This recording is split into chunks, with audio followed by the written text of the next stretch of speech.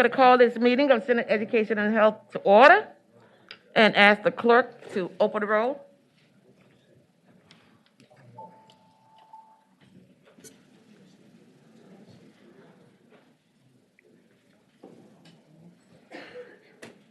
Madam Chair, you have a quorum.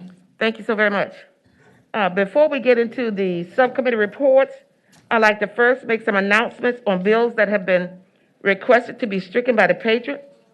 So we can go to Senate Bill 170, which is requested to be stricken by the patron, Senator Peake. Senate Bill 336, patron, Senator Barker, will be stricken. 336. And Senate Bill 340, at the request of Senator Barker to be carried over with a letter to JCHC. Madam Chair, Yes. all of those votes require, So we need to do them independently, not in a block. yes, ma'am. Okay, let's go back to the first one. On Senate Bill 170, at the request of the patron, Senator Peake, the bill is requested to be stricken. All in favor? So moved. And second? All in favor? Vote yes. Those not opposed? No. Okay. Ayes 11, no 0. Ayes 11, no 0, and the bill is stricken. Senate Bill 336, patron, Senator Barker. Patron requested the bill be stricken. Can I get a motion? It's been moved and properly seconded that the bill be stricken for the docket.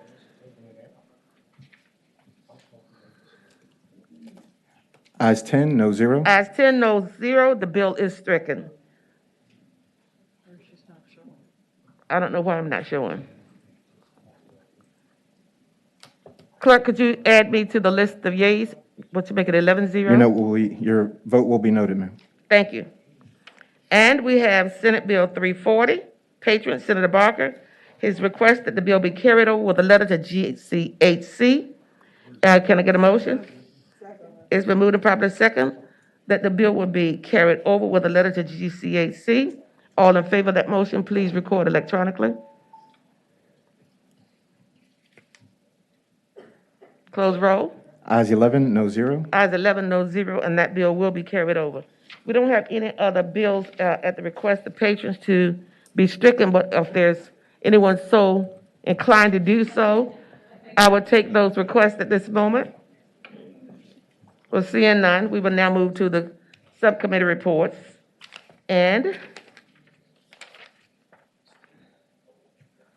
subcommittee report on public education. Senator Hashimi. Thank you, Madam Chair. The first bill in front of us is SB 2, patroned by Senator Cosgrove. There is a substitute, and I move the substitute. There's a motion. It's been moved and second that the substitute be agreed to. All in favor, please say aye. Aye. Senator Hashmi. Thank you, Madam Chair. This is a bill that's concerning school principals' incident reports, and this bill is adding additional requirements for the school principals' incident reports. The substitute that's in front of you outlines. Pardon me, Madam Chairman, I don't mean to interrupt. I apologize. We're going to roll all four of these bills that are on your calendar into one bill. I apologize for interrupting you.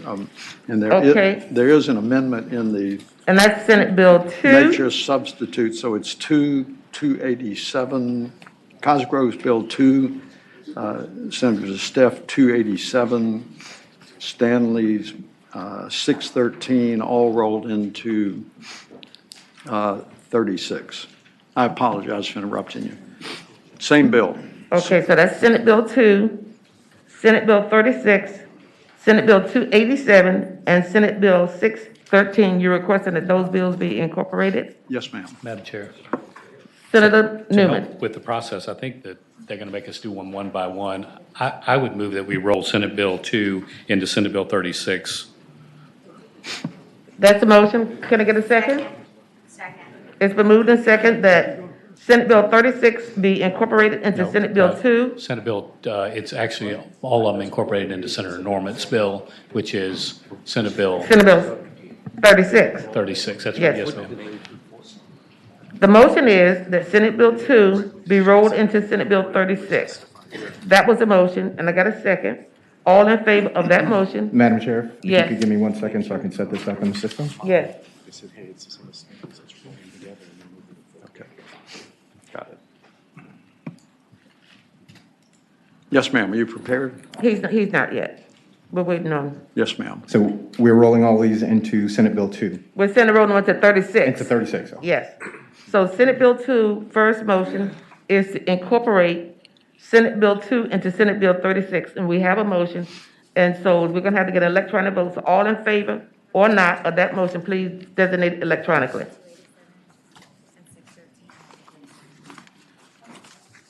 287? Yeah, and 613. You already got 287, so last one, 613. Thank you.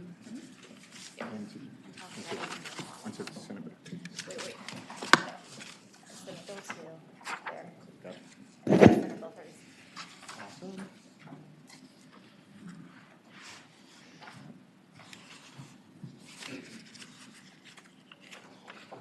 Madam Chair, we are ready. Okay, all in favor of incorporating Senate Bill 2 into Senate Bill 36, please show your preference on the electronic voting board. Close the roll. Ayes 12, no zero. Ayes 12, no zero, and Madam Chair. Senate Bill 2 has been incorporated into Senate Bill 36, and now I think it's going to be Senate Bill 287. So moved. It's been moved and properly, So, Second. Madam Chair, they were all done in a block. no. He said we'd have to do them individually? If the staff did it in a block, Madam Chair, I didn't know he could do that, so I'm fine if everyone else is fine. I didn't know he could move them in a block. I was going to do that initially, and then I got different instructions. Madam Chair, we're not able to do that in Senate Room 3, so we can do it here. Okay, Or in all right. the shared committee room, sorry. Okay, then we need an amended motion then, and that is to incorporate Senate Bill 2, Senate Bill 287, and Senate Bill 613 into Senate Bill 36. That should be the motion. It's been moved and second that those said bills be all incorporated into Senate Bill 36. All in favor of that motion, please designate your preference on the electronic voting board.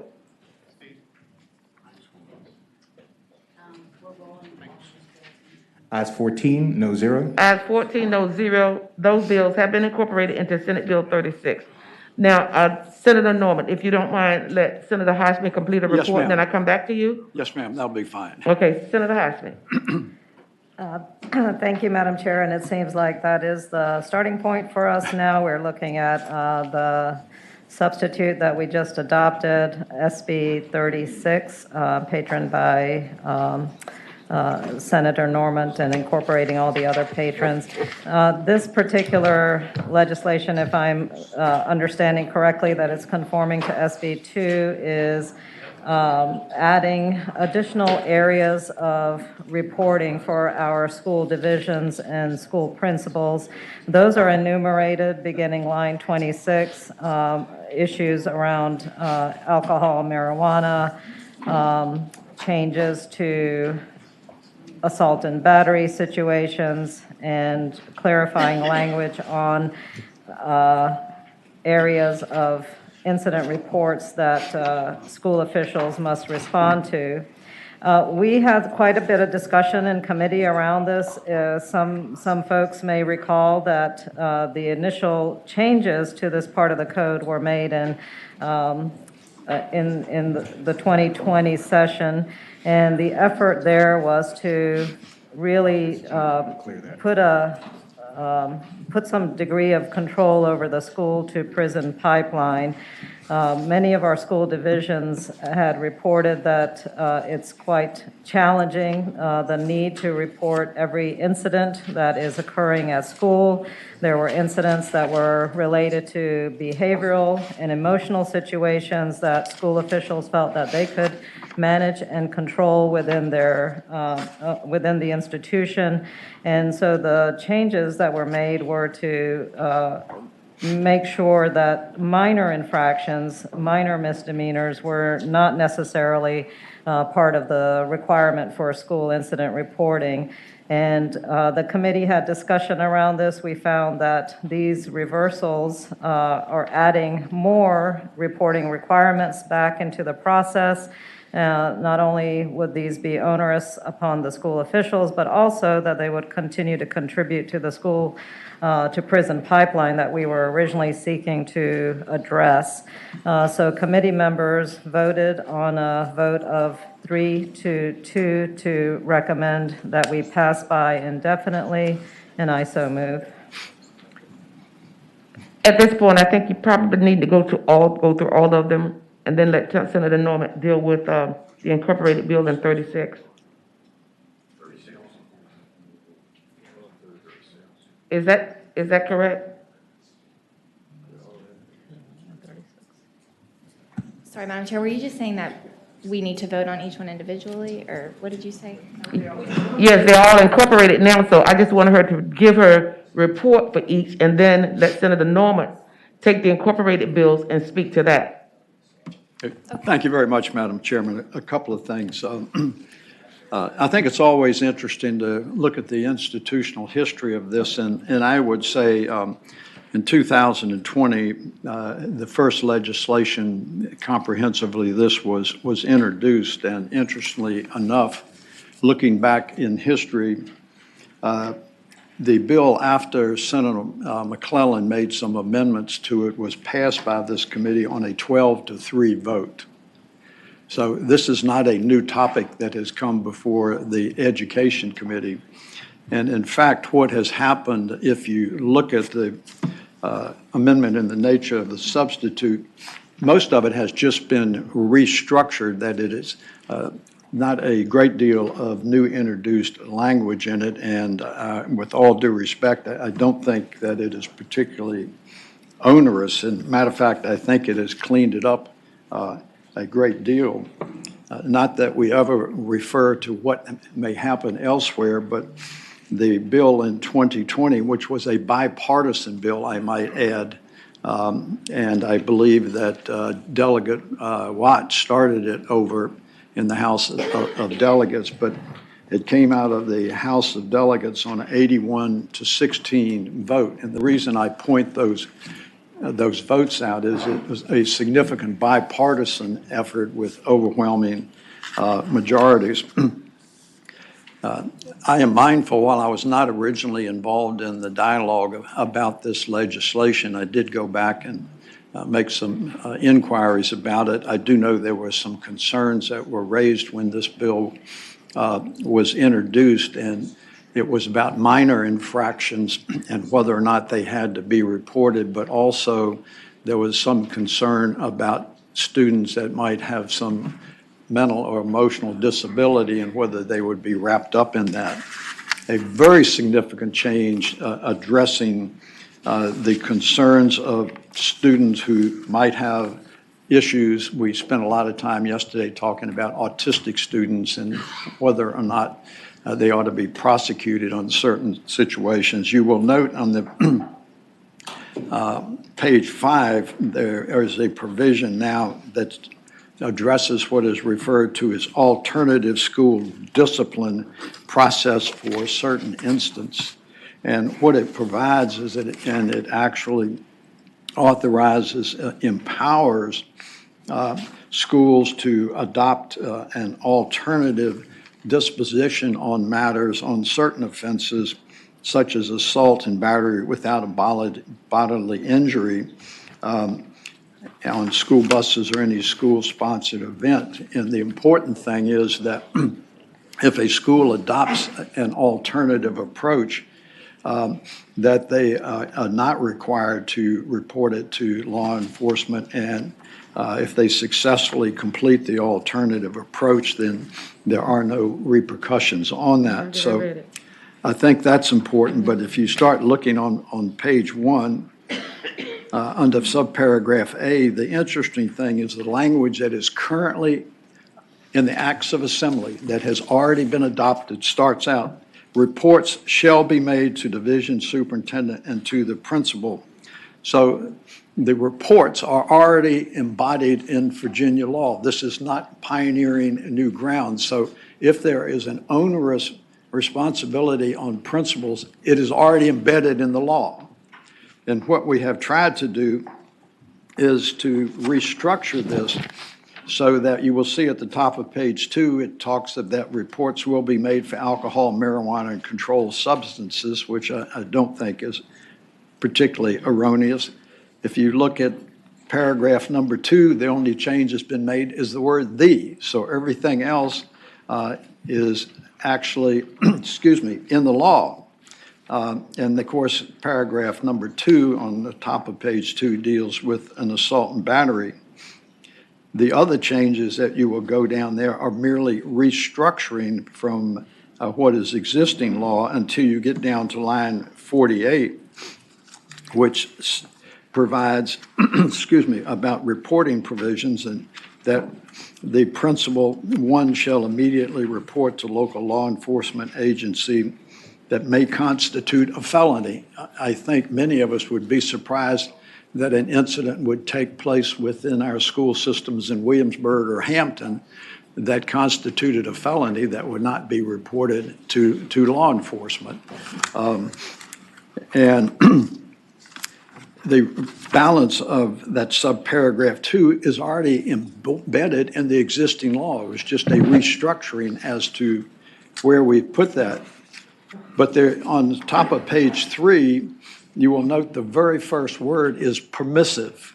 It is not mandatory reporting, but they may report to local law enforcement agency any other incident that is not required explicitly by the existing legislation. Madam Chair?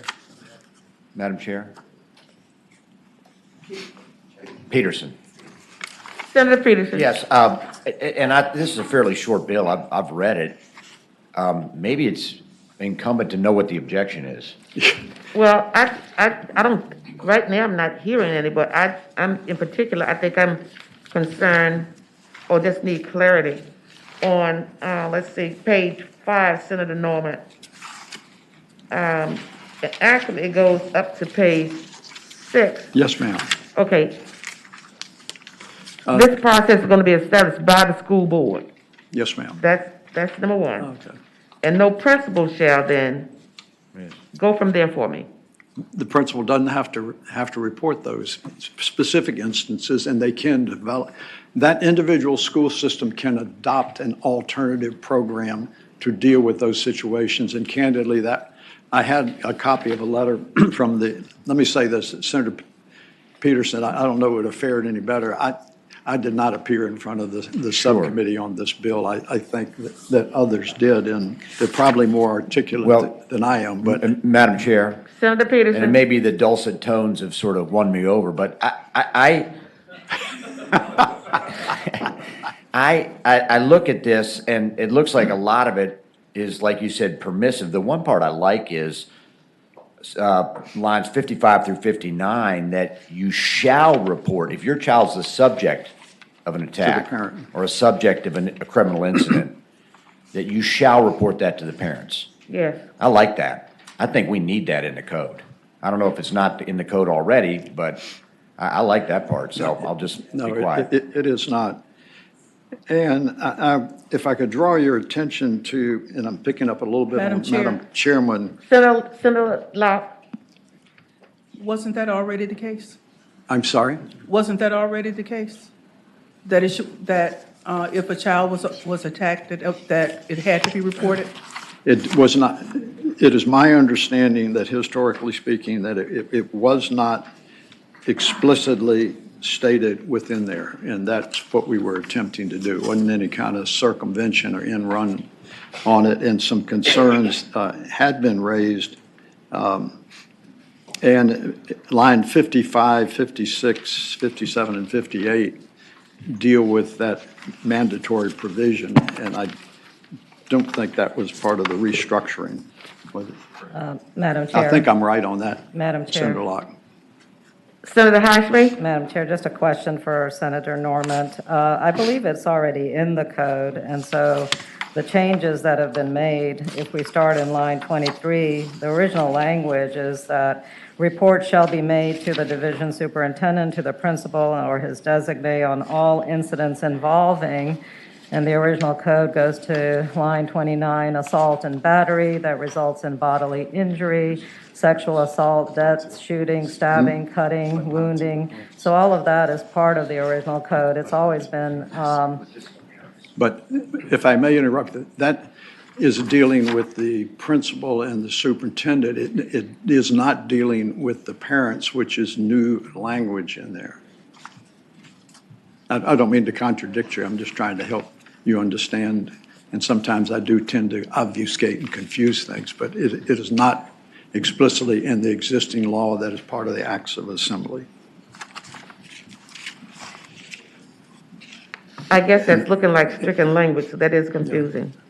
And Madam Chairman, I did want to pick up on a comment that you made over on page 5 on 122, the new language, nothing in this section shall require delinquency charges to be filed or prevent schools from dealing with school-based offenses with a graduated sanction situation. And that's the beginning of the alternative site-based decision that schools can make to avoid minor situations. And it even allows them to deal with assault and batteries that do not result in a bodily injury.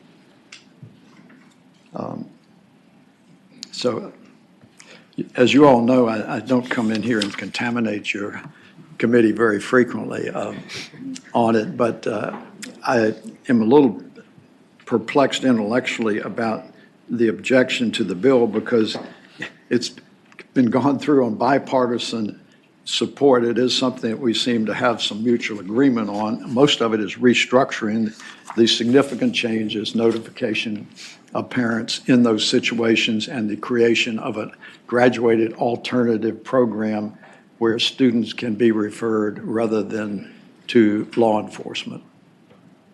Madam Chair, and Senator Hashimi. Senator Normand, just a point of clarification in terms of notifying parents. Doesn't the section that's now been stricken, beginning line 107, really refer to the involvement of the parents?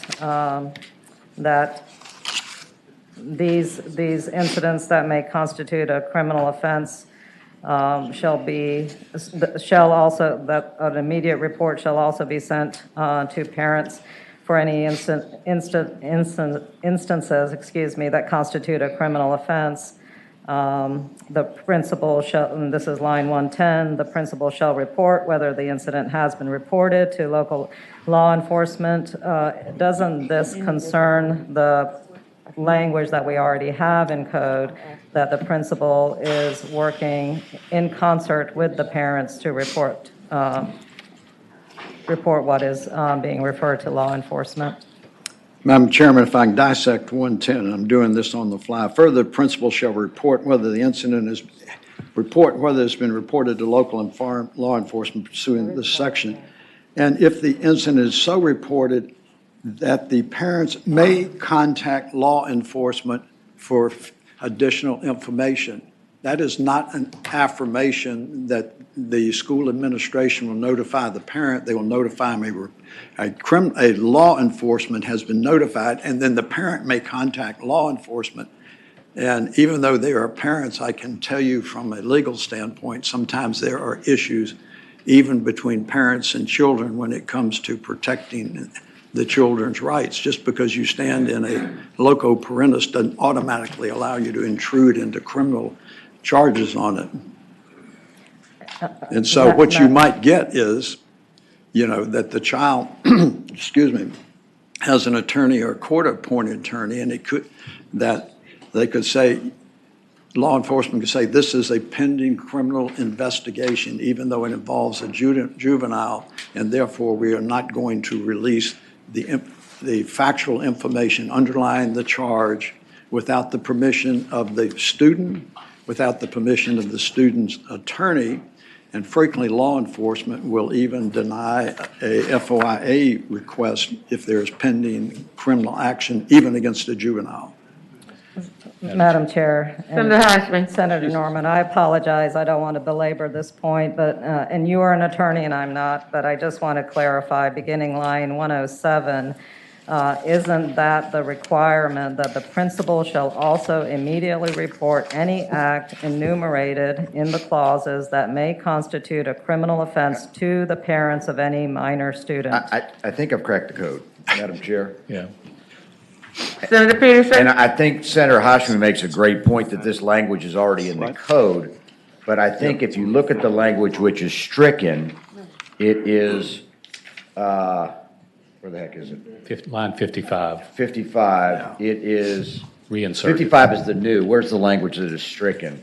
107, 108. 107. Okay, it says, any act enumerated in clauses 2 through 4 of subsection A. So it leaves out clause 1. If we go back to clause 1, that's the assault and battery without bodily injury of any person on a school bus, on school property, or school-sponsored activity. So that's exempted right now. So as I read this, to crack the code, basically, that's pulling in incidents where you have an assault, but there's no bodily injury. Yes, sir. And now the parent will be notified. Madam Chair. Isn't that correct? Yes, sir. Senator Newman. Madam Chair, I think, as normal, Senator Peterson is correct, but I think a close reading of line 55 through 59 indicates that those items enumerated in subsection A1 through 5 will be reported to the parents of the minor child. So I think it is taken out later in the bill, but it is re-added in earlier in the bill.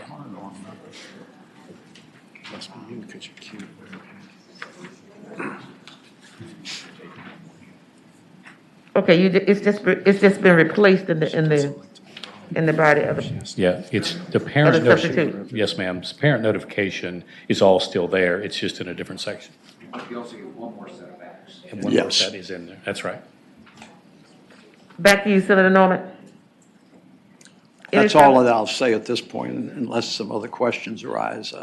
As I said, most of this bill has been previously voted on a bipartisan basis by both the Senate and the House. Most of it is restructuring. There is a mandatory provision on advising parents, and there's the alternative system that schools can adopt.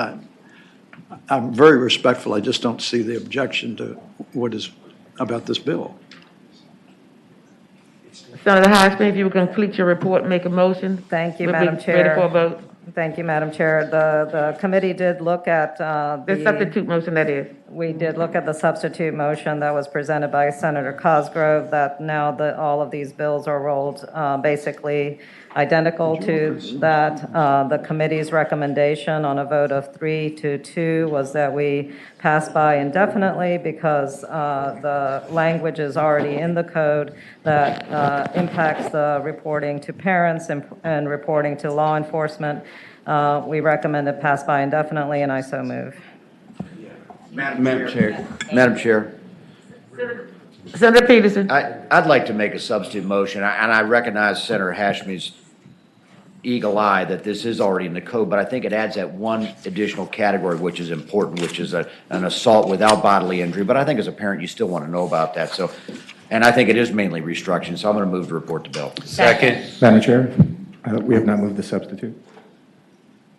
Well, I don't think. Madam we've Chair, done- I move the substitute. Thank you. it's been moved and properly seconded that the substitute be agreed to. All in favor, say aye. Aye. I move to report the substitute. Second. Madam It's Chair. been, Senator Newman. Just briefly, I mean, it seems to me that when you look at the list of items that are in here now, it's items that I think we would all agree on, which is basically assault and battery. It's sexual assault, death, stabbing, shooting, cutting, wounding, abduction, stalking, threats of a bomb. I mean, these are the items that I think we could all get agreement on, and hopefully we've knocked out all the things that were of disagreement. So I would second the motion. It's been moved and properly seconded that we report the substitute. Madam Chair, yeah. Senator Edwards. The subcommittee voted to pass it by indefinitely. What again is the objection to the bill as drafted? Now, the substitute? Senator Edwards, normally I'm a pretty straight shooter. I can't answer that because I did not appear before the subcommittee. Did on it. anybody appear before the subcommittee, Madam Chair? Articulate the objection. Is there someone in the audience? Madam Chair. But I'm hearing too many voices. I mean, who's speaking? Madam Chair. Please come forward. 2 minutes, please. Thank you, Madam Chair. Stacey Haney on behalf of the Virginia School Boards Association. The concern, and I think it persists with the substitute, or it does persist with the substitute. The concern is, and I think the big change here is if you look at lines 51 and 52 of the substitute. So what the bill in 2020 did was gave principals discretion to report just misdemeanors. And that gave us that discretion. And this bill, particularly on lines 51 and 52, reverses that discretion. And so under this substitute, principals shall report all of those things, even if they are misdemeanors. Hold on. A3 through A7. Madam Chair, may I speak? Senator Peterson? Okay, so they're required to report and sexual assault, death, shooting, stabbing, or cutting or wounding, threats against school personnel, illegal carrying of a firearm, illegal conduct involving bombs and explosive materials, and threats or false threats to bomb. That's what's 51 and 52. Why would we not want to have those reported? Well, so, Madam Chair, Senator Peterson, I think you're right, that most of those are going to be felonies, and so you'd have to report them anyway. I think A misdemeanor sexual assault? You don't want to report that? No, I think those are all felonies. I think the real concern is in the threat section. Well, there is a misdemeanor sexual assault. I've defended them, so. So I think the concern is more around any threats. I think that's the section that the testimony in the subcommittee was regarding, that there could be threats that would be misdemeanors that. Madam Chair, I'd like to reiterate my motion to report the bill. Madam Chair, I'm still not Senator clear. Edwards? I'm still not clear what she's saying. And I'd like to have her, because she was interrupted. Could you explain again, what is it that school boards don't want? So, Madam Chair, Senator Edwards, the legislation in 2020 gave principals discretion whether to report certain misdemeanors. So before 2020, principals had to report everything to law enforcement, school to prison pipeline, all this. And so the bill in 2020 just gave principals discretion on misdemeanors.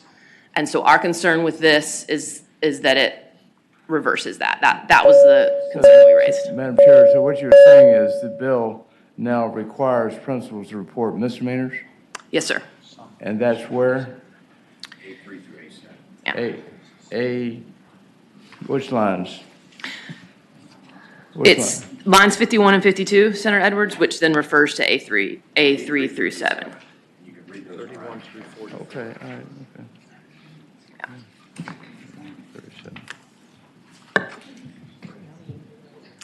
okay. Okay. There have been several motions on Senate Bill 36. Madam Chair, Senator Locke? I'm not going to support this motion, and it's not because I don't care about what's reported to parents. I care about the school-to-prison pipeline. And what this does is that opens that up again, and that those who are going to be reported are Black and brown children primarily, and creates this whole school-to-prison pipeline all over again. Thank you, Madam Chair. Any other member of the committee wish to be heard from? The motion has been made several times. All in favor, please designate on the electronic voting board. This is what, this is to report? Ayes 10, noes 5. Ayes 10, noes 5. The incorporated bill is reported with substitution. Madam Chair, I'd like to. Thank you for your courtesies, I'd Madam like Chairman. to I appreciate it. move, since I voted the wrong way, I'd like to move that we reconsider the vote. You're correct. No, put me down as no. How would you like to vote, Senator Edwards? No to report. Your vote will be noted. Thank you, Madam Chairman. Thank you. Senator Hosmer, back to you for your subcommittee report.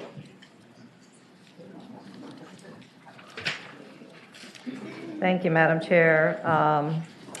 The next bill is SB 558, and this is to require that the Board of Education collaborate with our Superintendent of Public Instruction and the Secretary of Education to evaluate and implement and make recommendations regarding these following goals. And the goals were to eliminate the Virginia Mathematics Pathways Initiative, to reevaluate our mathematics SOLs, to increase the number of governor schools in the Commonwealth, to preserve the Advanced Studies Diploma as an option for students in public high schools, to increase transparency and honesty of performance, ensure that performance measures for public elementary schools prioritize attainment of grade level proficiency in reading and math, ensure that the proficiency standards in reading and math are rigorous in comparison to other states, and restore a strong accreditation system that promotes meaningful accountability over year. Madam Chair, we heard a series of discussions around this issue.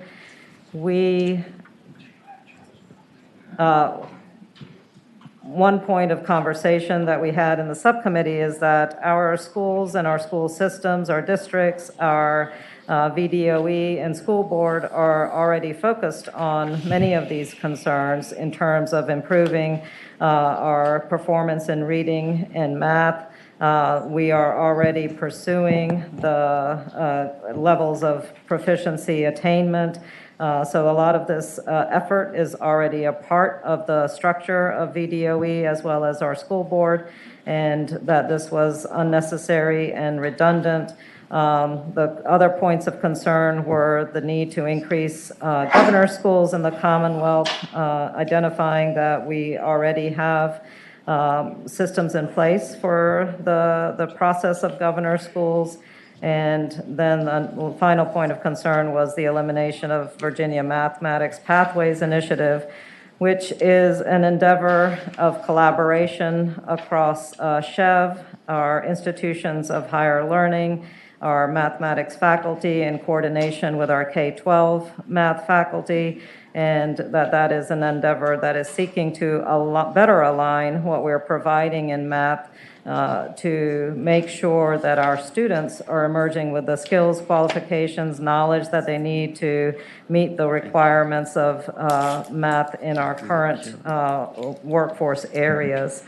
So with that conversation, the subcommittee made a motion to recommend, the motion to recommend reporting failed on a vote of 2 to 3, and I move that this bill not pass. Madam Chair. It's been moved and properly second, but Senator Suderline, I don't see you in the queue. I do see Senator Edwards. Okay. Senator Edwards? No. Okay, he's out of queue. You're next. Thank you, Madam Chair. I'm the patron of the bill. I'd like to offer an amendment.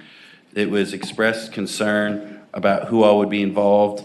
The original bill, as you see, has the department and the Board of Education. Something I think it's important to stress is the current Board of Education is exclusively members appointed by Governor Northam and Governor McAuliffe. And so that'd be a good opportunity for the collaborative discussion. But it was suggested that that wasn't expansive enough. So I'd like to offer a line amendment that council is distributing right now, which would be at line 15 after Secretary of Education. It would add to convene a group of stakeholders to include parents, public school principals, public school superintendents, public school teachers, public school board members, institutions of higher education, SHEV, industry partners and employers, and any other concerned stakeholders. It's been moved and second that the amendment be agreed to. All in favor, say aye. Aye.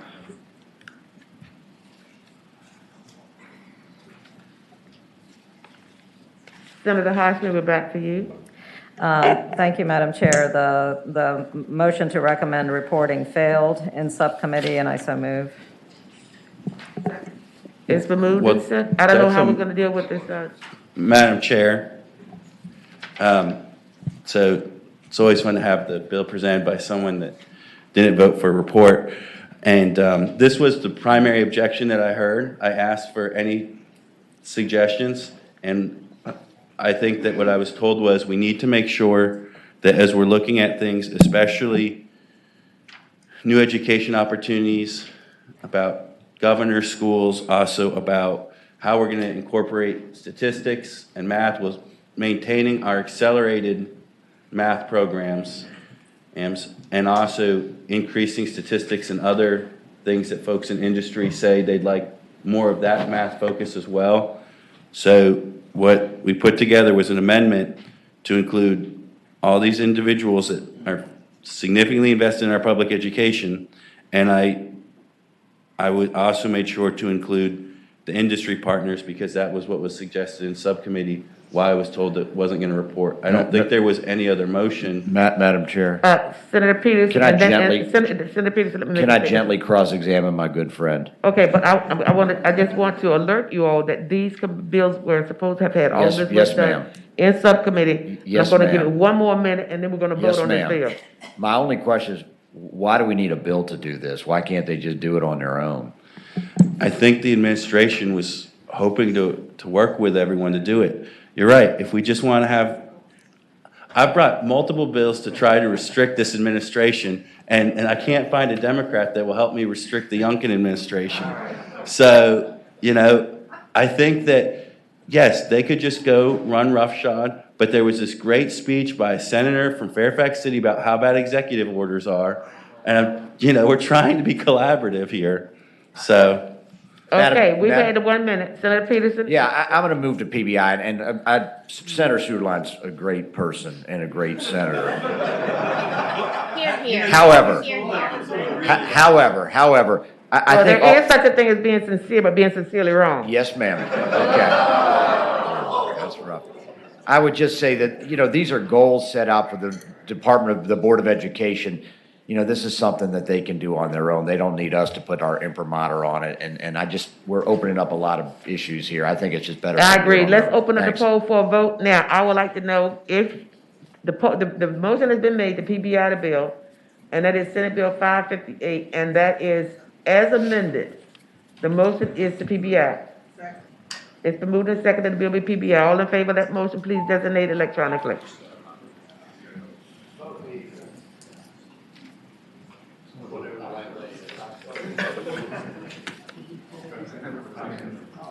Who's got Cosgrove's proxy? Senator Newman? He does not have one. He proxied to Senator Newman, who proxied to Senator Suderline. No. Close the roll. Ayes 9, no 6. Ayes 9, no 6. Senate Bill 558 is PBI. Senator Hosmer. Thank you, Madam Chair. The next bill is SB 608, patroned again by Senator Suderline. I am just trying to understand the amended substitute no longer does anything in the introduced bill and just requires, okay. There is an amended substitute, and I move the substitute. Second. It's been moved and properly seconded that the substitute be agreed to. All in favor say aye. Okay, we're dealing with the amended bill, and if, whichever way this goes, if finance is asked that it go to, that it be referred to finance. Thank you, Madam Chair. So the substitute that we had in the subcommittee on line 23 simply added language that said such procedure shall include the opportunity for a public hearing. The subcommittee's questions really focused on the fact that there is already public hearings. And there, as we see in Section B, Section B's entire focus is on the opportunity for input from parents, teachers, citizens, and other parties to obtain information to assist local school boards in their decisions to grant or deny a public school charter application. And so with that argument that the public hearing process is already in place and there is no need to add additional language in 23 to 24 that would be redundant with existing code, we as a subcommittee moved on a vote of 2 to 3. The recommendation to report failed on a vote of 2 to 3. And I would recommend that we gently PBI this bill as well. It's been recommended that it gently be PBI'd in this second. Madam Chair, Senator Sutherland. so I would disagree with the assessment that a public hearing is required. If you look through the section there, what you'll see is required is an opportunity for public comment. Senator Sutherland, did you make that statement in the subcommittee? Yes, and then Okay, it well, was that being was- presented by someone who did not include that statement. Okay, but that would be sufficient. Senator Hashmi, your recommendation? And I just saw that subcommittee get overturned pretty overwhelmingly a minute ago. So another substitute. Well, you'll see in a minute whether this is going to be overturned. Motion is that the bill be PBI. All in favor of the motion, open the roll.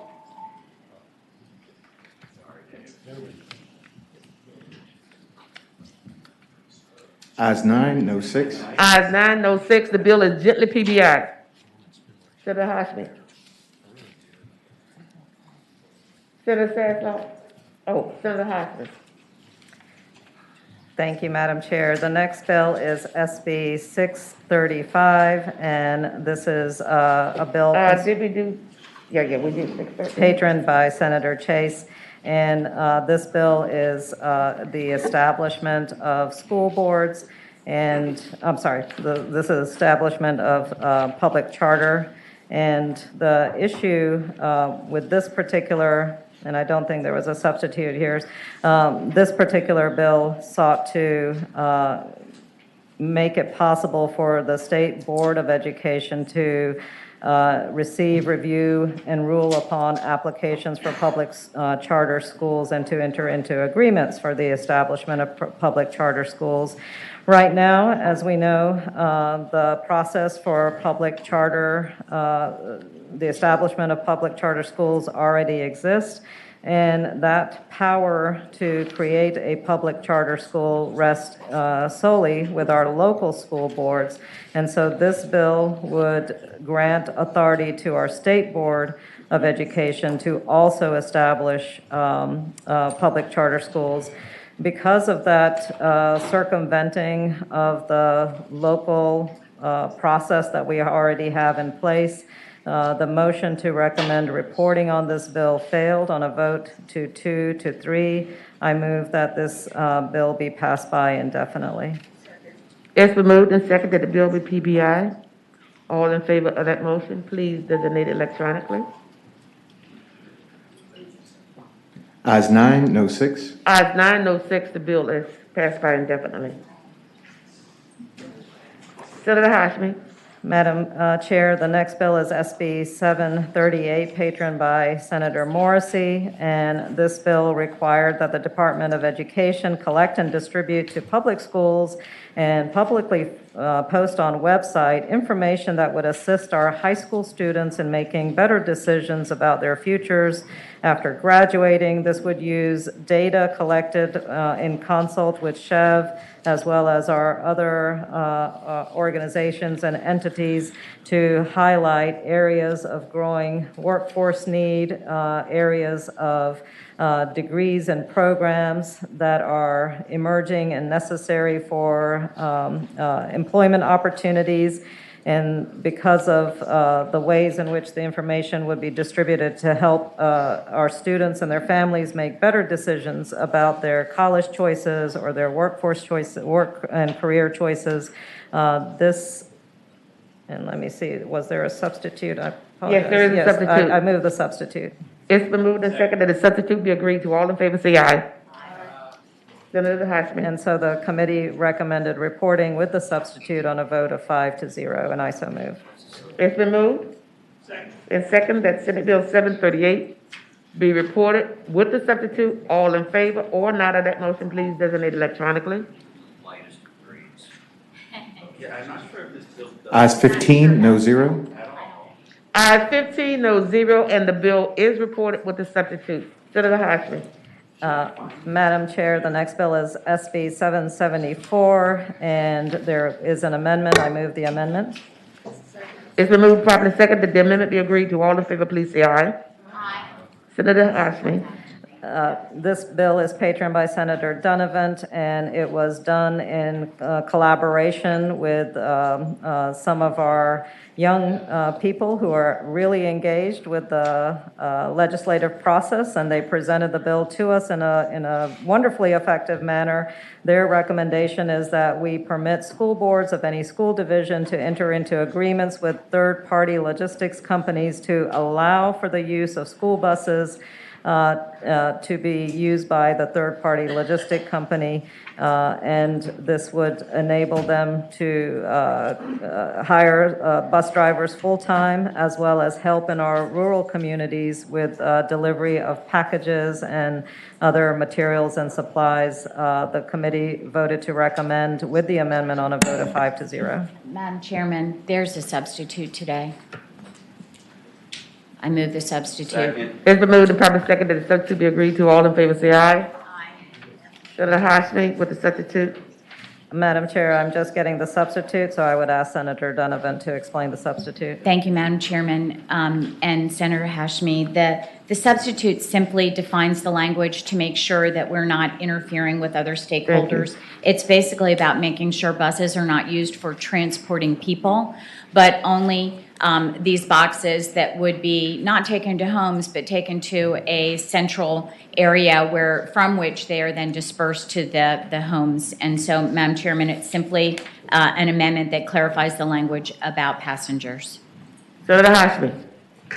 Madam Chair, I renew my motion that we recommend, that we report the bill Yes, we with voted the on substitute. We already voted on the substitute. Senator Report Hashmi, with please. substitute. I beg your pardon? Move to report with substitute. It's been moved and second that the bill be reported with the substitute. All in favor of that motion, please vote electronically. Ayes 15, no zero. Ayes 15, no zero, the bill is reported. Senator Hashmi. Madam Chair, the next bill is SB 598, and there is a substitute, and I move the substitute. And that bill has been requested by Finance.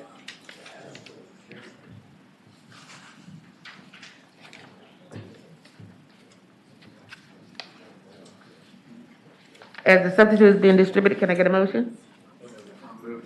It's been moved and second that the substitute be agreed to. All in favor, say aye. Aye. Thank you. Madam Chair. Senator Hashmi. This bill is focused on our laboratory schools. We have in code already the process by which laboratory schools may be established in coordination between institutions of higher education as well as public schools.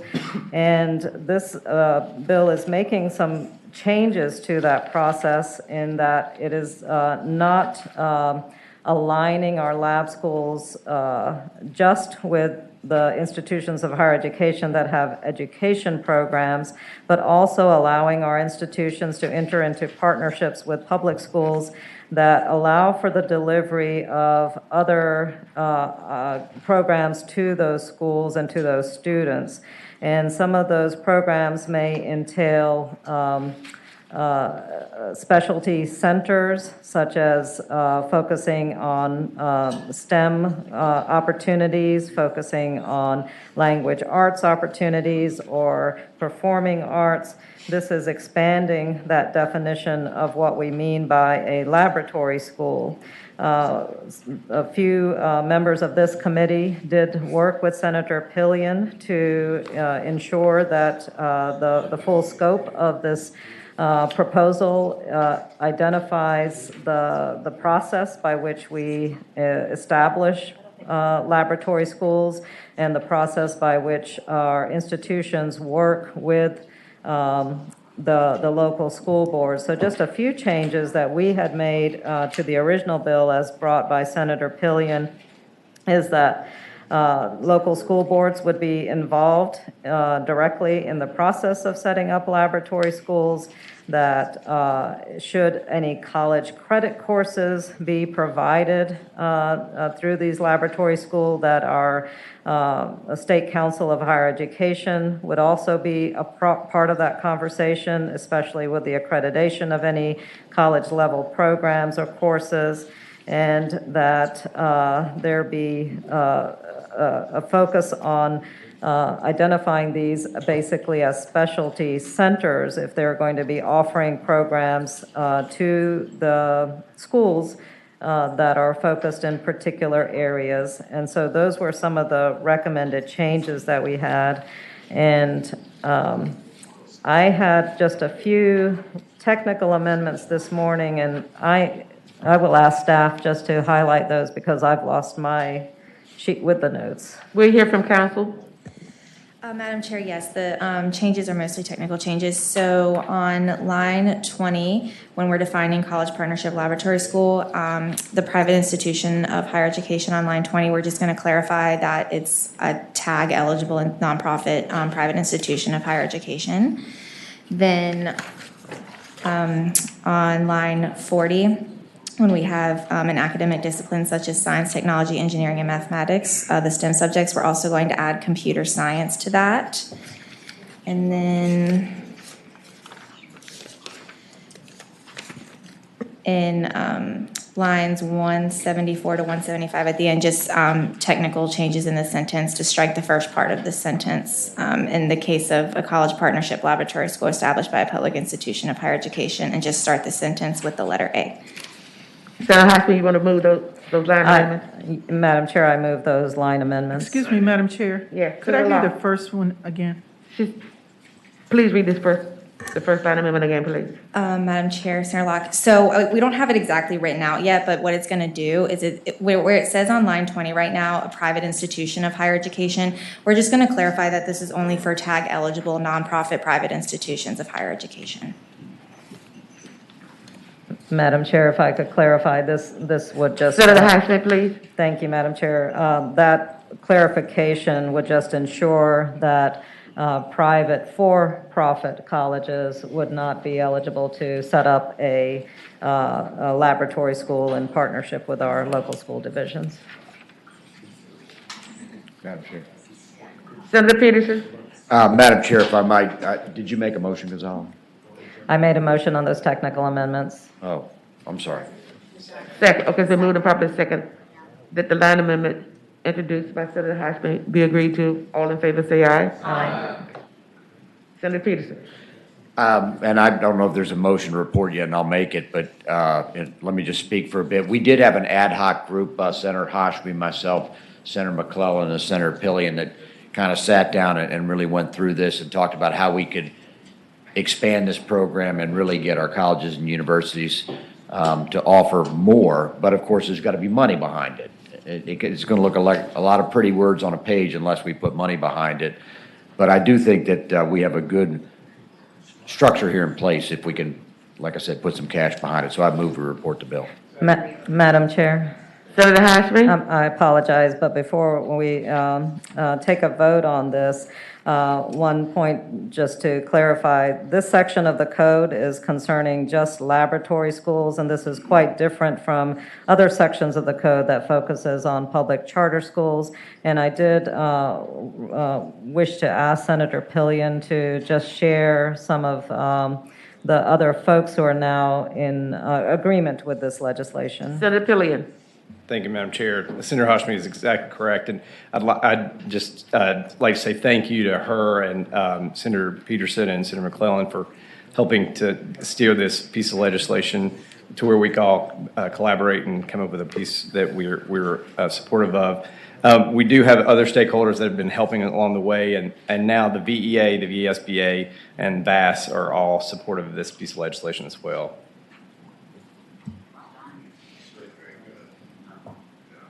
With that explanation, Senator Hashmi, did you have a motion? Madam Chair, I move that we recommend for reporting with the substitute and the technical amendments as presented and re-refer to finance. It's been recommended that the bill as the substitute as amended be reported and re-referred to Senate Finance. All in favor of that motion?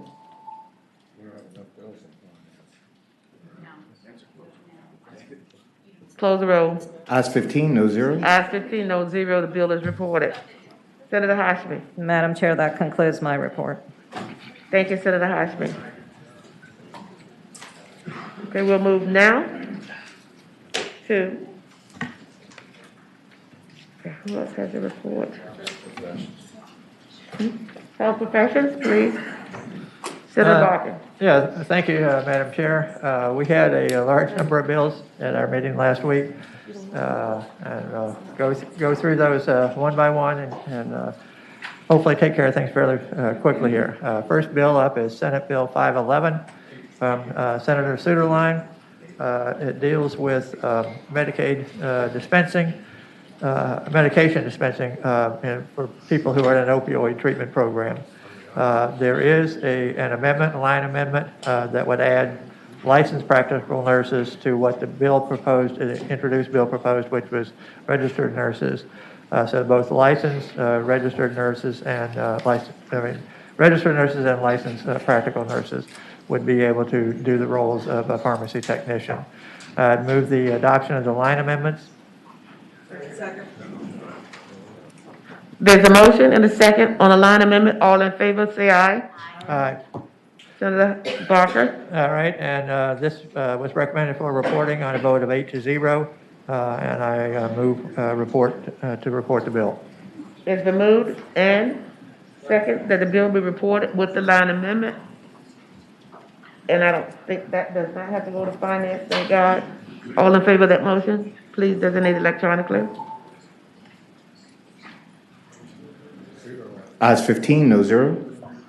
Ayes 15, no zero. Senate Bill 511 is reported with the amendment, Senator Suderline. All right. Senator Barker. All right, next one is Senate Bill 542 from Senator Marsden. Just as a very simple bill that requires the Board of Pharmacy to provide a form for practitioners to use in certification of cannabis products. And it was adopted, recommended for reporting on a vote of 6-0, and I so move. It's been moved, and we hear second, that Senate Bill 542 be recommended for reporting. All in favor, designate electronically.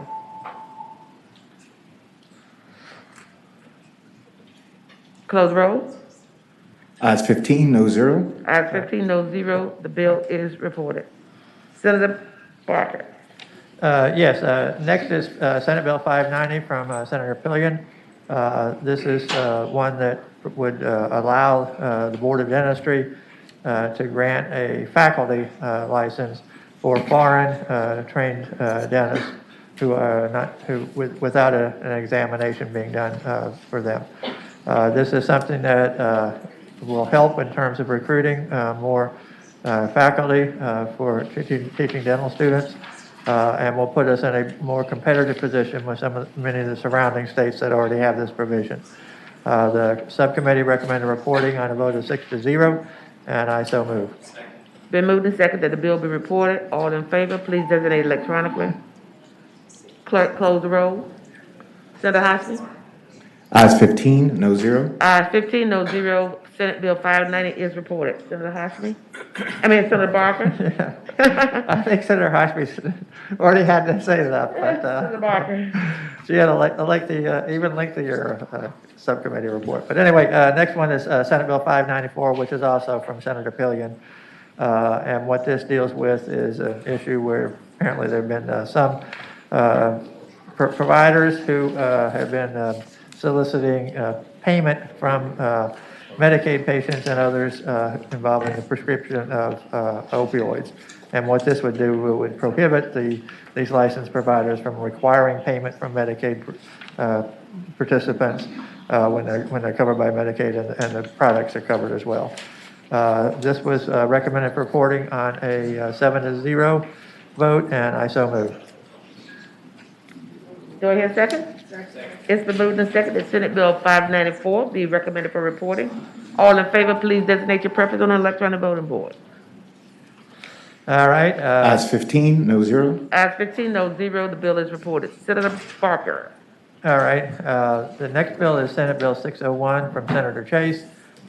This would basically prohibit the state health commissioner or a variety of different state boards dealing with health from requiring anyone to undergo a vaccination for COVID-19 and would prohibit this, what's labeled as discrimination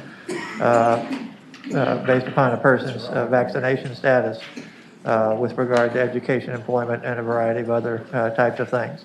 The subcommittee recommended passing by indefinitely on a 4-3 vote, and I so move. It's been moved and seconded that Senate Bill 601 be passed by indefinitely. Please designate your preference on the electronic voting board. Close the rolls. Ayes 10, noes 4. Ayes 10, noes 4. All right.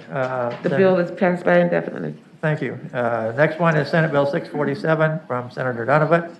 And what this does is it deals with allowing the Commissioner of Health to authorize persons who are not automatically authorized to administer or dispense drugs or devices in accordance with the situation when there's an emergency order.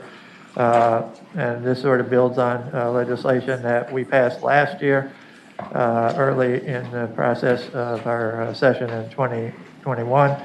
And with that, and that was just when we were getting people to be able to administer vaccinations, those types of things. There are amendments that would make this have an emergency clause, and I would move the amendments to the bill. It's been moved and seconded that the amendments be agreed to. All in favor, please say aye. Aye. Senator Barker. All right, with the amendments, the subcommittee recommended reporting on an 8-0 vote, and I so move. It's been moved and properly seconded that the bill be recommended As amended. as amended, Right. that the bill be reported. Please show your preference on the electronic voting board with the amendment.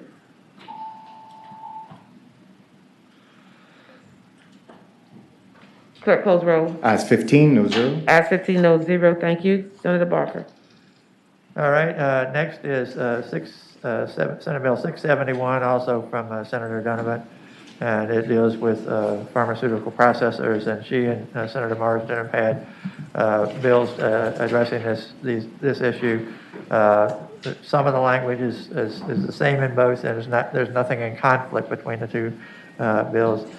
But there's a substitute for that that deals and eliminates the patient registration process, and I would move the substitute. It is moved Second. and seconded that the substitute be agreed to. All in favor say aye. Aye. Senator Barker. All right, then the subcommittee recommended reporting with the substitute on an 8-0 vote, and I so move. It's been moved and properly seconded that the bill be recommended with the substitute. All in favor, please designate your preference on the electronic voting board. Ayes 15, no zero. Ayes 15, no zero. The bill is reported with the substitute. Senator Barker. All right, the next one is Senate Bill 672, which is also from Senator Donovan. This deals with pharmacists and pharmacy technicians and what they're authorized to do. And there's been a good bit of discussion on this one, and Senator Donovan may want to propose even further changes because the parties have been meeting, so. Madam Chairman. Senator Donovan. Thank you, Madam Chairman. Indeed, there is a substitute today that works to build consensus among the stakeholders. As we are all aware, any scope issue requires navigation. And I believe with this substitute and a line amendment that we'll have council read, that we have achieved that consensus. With the, if the And the council substitute is would being read. distributed. Madam Chair, the amendment will be at the end of the second enactment, at the end of the bill, and it will state further, such regulations shall include provisions ensuring that patients are provided follow-up instructions to address any complications or adverse reactions to any treatment that was initiated. And that's on what line? The end of the enactment. The second enactment, yeah. 157, okay, got it. Line 152, so it would be.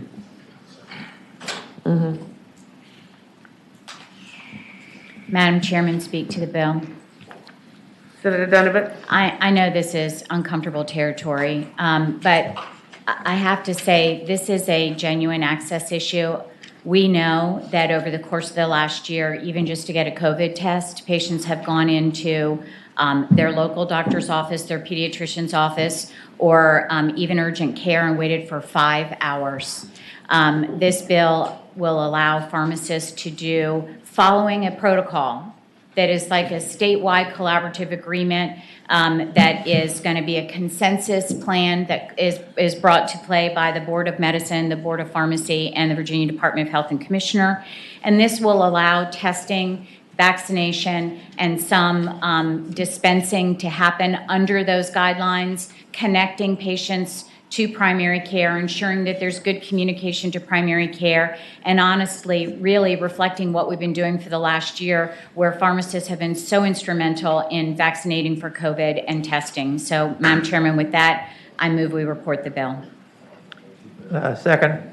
It's been moved and properly second, the Senate bill. Madam Chair, Senator Hashmi? I apologize. I'm just trying to read the substitute closely. Would Senator Donovan just enumerate the new language by which pharmacists are granted greater authority? What treatment protocols specifically would they now be able to do under this legislation? Madam Chairman, we did not remove, and Senator Hashmi, we did not remove any language that they could not do. What we did was we changed around, for instance, in the enactment clause. The first part of the enactment clause on line 145 says that the Board of Medicine will collaborate with the Board of Pharmacy in developing and of course the Department of Health in developing the protocols. The next sentence says that and I'm going to say this is not the correct substitute to council, because it says that on line 48, it should say the Board of Pharmacy will promulgate the regs, because they're the ones that oversee the pharmacists, and we'll correct that before it goes to the floor.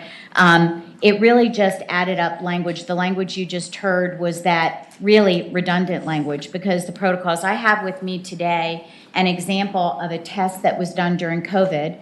A person walked into a pharmacy to see if they had COVID. They said, hey, do you want me to do the flu test while you're here, or do you want to see what your COVID test is and come back? They did both tests. They were reported out to the patient, and so was a list of instructions of exactly what to do, when to go see your doctor, when, and guidelines. Those are the kinds of things that will be reflected in the protocol and already exist in protocols.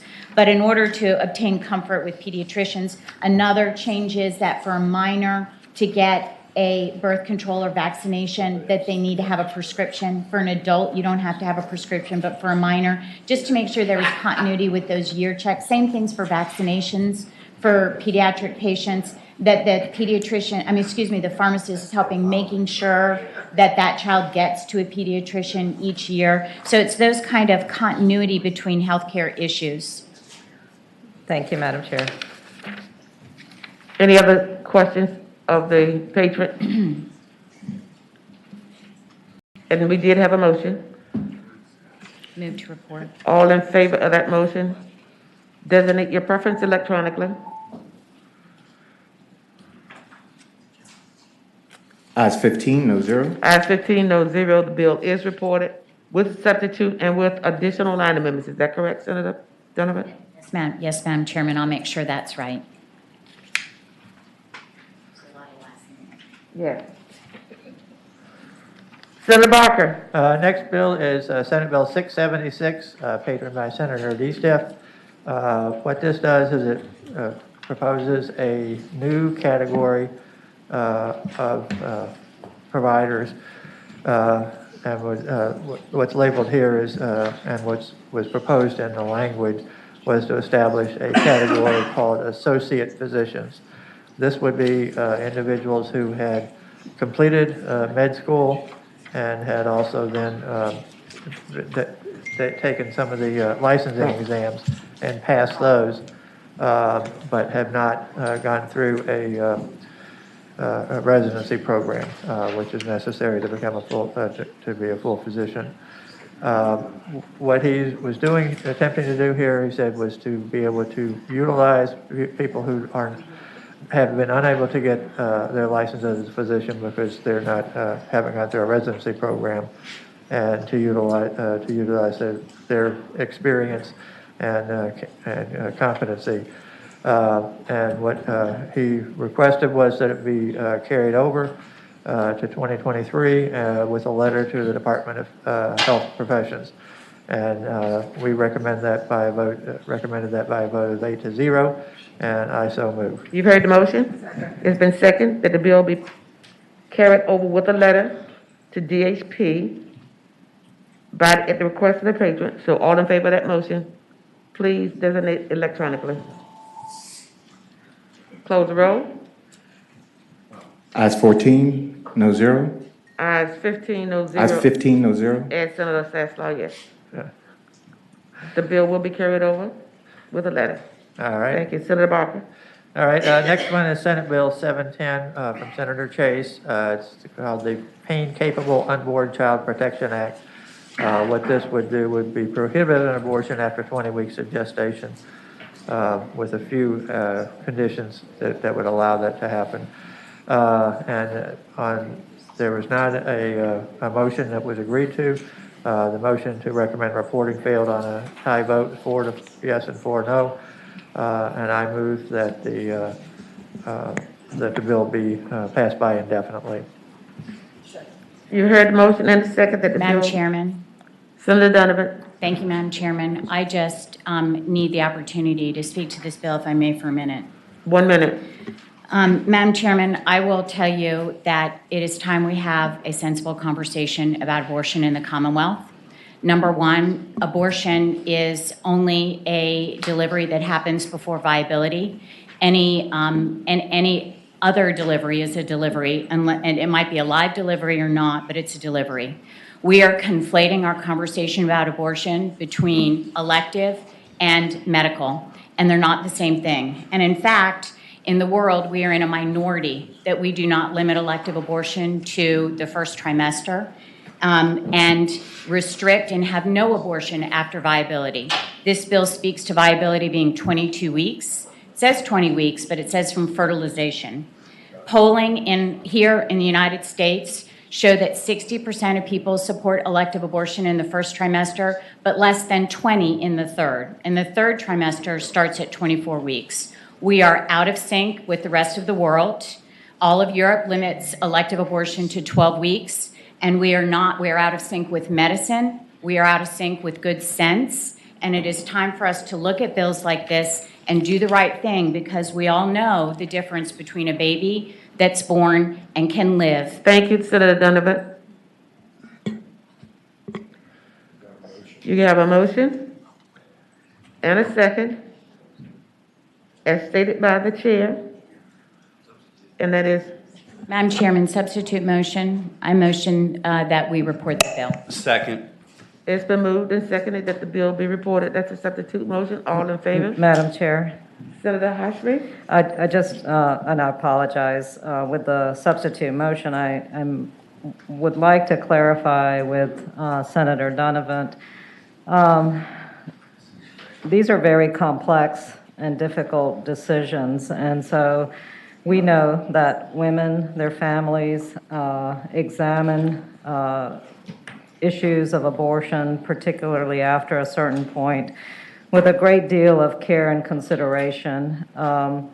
Women who, and their families who choose to abort after 20 weeks or at a point in which they are facing some very challenging considerations are doing so because of medical issues, most likely. And so in this bill, we have the articulation that if the life and health of the woman are included as an exception. Senator Hashmi, Yes, Madam Chair. I'm hearing some rumbling down here that I gave her a minute, so can I get Oh, you I to wrap up? apologize. Yes, I will wrap up. My only question to Senator Donovan is, what if we have a poor fetal diagnosis? The viability of the fetus is not possible. Then in that case, what is the choices facing the woman and her family? Now Senator Donovan has an opportunity to respond, Senator Sutherland. Madam Chairman, I would respond. I have sat in the room with women as they have discerned these decisions, and it is an evocative situation. But I will tell you that the best service we can provide for our community, for women, is that we define elective abortion and we limit it. We define medical abortion and we limit it as well. And then we have life of the mother that comes into play later. If a baby is not going to survive, then, I'm not sure what you're talking about. If you're talking about a severe complication that is noted in the evaluation of the pregnancy and workup, I know there's been great debate about that, and what if people don't know? And I can tell you that subject matter experts will tell you there's no reason you would not know your baby has a medical indication no reason you would not know by 22 weeks if your baby had a medical indication. Life of the mother is always an extenuating circumstance, but we are outside of reason by thinking elective abortion. We're one of 6 countries in the world that support elective abortion until term. And you're out of sync with America.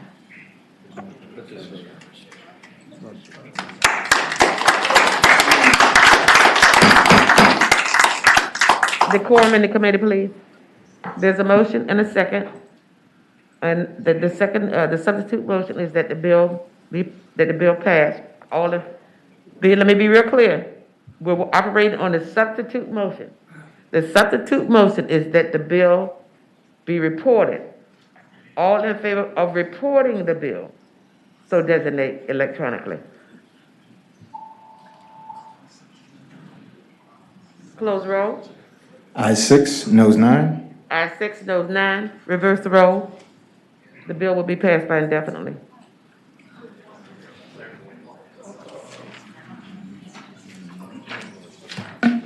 Say what? Madam Chair, just failed to report. It fails to report. Okay, so just to make sure we're clear in the public, now the motion is, just so everybody's clear, it's passed by indefinitely. Yes. Madam Chair, No, let's just leave it like it is. It's fine. Leave it go, the bill fails to report. Senator Barker, you have 2 more bills? 2 more bills. Senate Bill 711 from Senator Chase that deals with off-label use of prescriptions and requirements that are there. Basically, it says that, which is the way things operate already, that licensed healthcare providers with prescriptive authority may prescribe drugs for off-label use. It also then goes on to specify that a pharmacist cannot refuse to provide dispensing a drug for off-label use regardless of. Madam Chair, Senator Barker, do they know there's a substitute? There was a substitute that was presented. There is a new substitute that was presented.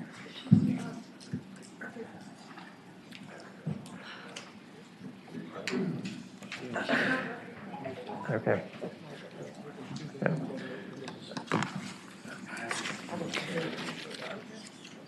I'm sorry, Madam Chairman, Senator Barker. Yes, sir. It's been moved and properly seconded that the substitute be adopted. And Senator Chase, your bill was heard in committee, and it was only upon the recommendation of the Senate clerk that bills that have been heard in the subcommittees, if they're presented with a substitute in the full committee, you will be given 2 minutes, period. Okay. Madam Chair, we have listened to the concerns of the committee in there was a substitute in the subcommittee. This is different from that. And what we've done is we've narrowed the focus of which off-label prescriptions can be used in that, and that's found in lines 14 through lines 38. So Senator Suderline, it addresses some of the issues you had with abortive and issues I would have and concerns to off-label prescriptions that we would not want to include in this. This is very permissive.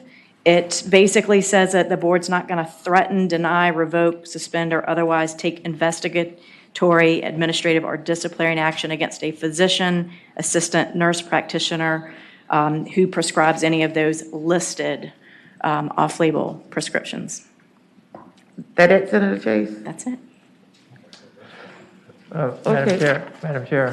Senator Barker? Yeah, we've had a couple of bills that we've dealt with during this session. And, one of the things that has become clear is that the Department of Health Professions, which regulates the providers, has not instigated any disciplinary action. We understand. Okay. Did we? The subcommittee recommended passing by indefinitely on a 5-3 vote, and I so move. It's been moved and seconded that the bill be passed by indefinitely on a 5-3 vote. All in favor, please designate electronically. Senate Bill 711. Close the roll. Ayes 9, no 6. Ayes 9, no 6. The bill is passed by indefinitely. Senator Barker, you have one more bill. Senate Bill 772, this deals with patient registration for medical cannabis. It's from Senator Marsden. It has similarity, was consistent with what Senator Donovan bill that we passed earlier incorporated. And it's the subcommittee recommends reporting on a vote of 6-0, and I so move. It's been moved and seconded that the bill be reported. All in favor of reporting Senate Bill 772? Please designate electronically. Close the roll.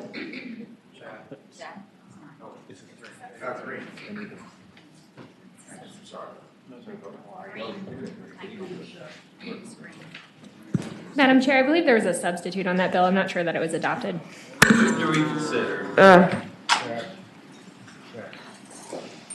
Okay, we're going to reconsider the vote by which the bill was reported to consider the substitute. And all in favor of the substitute, please say aye. Reconsider. Okay, this is on the reconsideration. Ayes 13, no 0. Ayes 13, no 0. The bill will be reconsidered. Now we will go back to the substitute. It's been moved. Second. And second that the substitute be agreed to. All in favor say aye. Aye. Ayes have it. It's been moved and second that the bill be reported with the substitute. All in favor of that motion, that this is an electronic vote. No, this is report? This is the report. This is- Yes, this is the report. Oh, so, I'm sorry. Thank you. Ayes 15, no 0. Ayes 15, no 0. Senate Bill 772 will be reported with the substitute. Thank you, All right. Senator Barker. Thank you. That appears to complete the subcommittee report, having no report from two of our chairs because they got all of their work done before this meeting. And so we will return our attention back to the calendar and starting at the top of the calendar with Senate Bill 130. Senator Favola.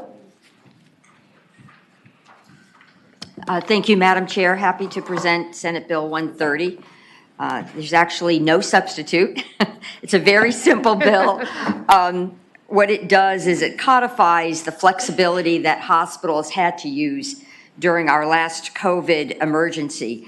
So that what this bill does is when there is an emergency and the Commissioner of Health has determined that there is a public emergency or of any kind, Virginia hospitals and nursing homes would be able to add beds without going through a certificate of public need process.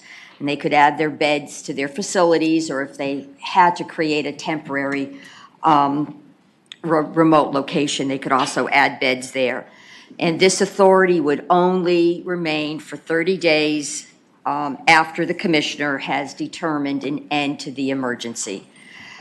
So we think this is an important piece of legislation to have on the books. Again, we used this under the COVID emergency executive order, and we are going to, I hate to say it, in the future, I predict we're probably going to have another emergency of some type, which will tax our healthcare systems, and we will need this, and we will need to act quickly. So with that presentation, I ask that the bill pass. Any questions of the patron? Anyone in the audience wish to speak in favor of this bill? If you're in the Zoom room and would like to speak in favor of this bill, please raise your hand electronically now. Madam Chair, members of the committee, Brent Rawlings, Virginia Hospital and Healthcare Association. We support the legislation and thank Senator Favola for bringing it forward. Fairly straightforward measure in an emergency. This emergency, we stood up a lot of beds in our hospitals swiftly in response to COVID-19. There was discussion about setting up field hospitals, setting up beds in residence halls and other places, and we relied upon these flexibility. I just do want to point out, just to assure everyone that the commissioner retains the authority to make these approvals and can condition those on a number of different factors that were laid out by the Department of Health, and we assume that will continue going forward. Thank you. Thank you for your testimony. Would there be others in the audience who wish to speak in favor of the bill? Madam Chair, there is one in the Zoom room. Please let them in. Okay, Nancy Cox, please unmute and begin your testimony now.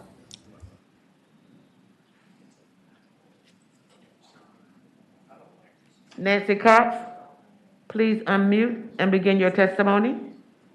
I wanted to speak about the vaccines. I was trying to get on there. I don't think this bill is about that. Well, thank you so much.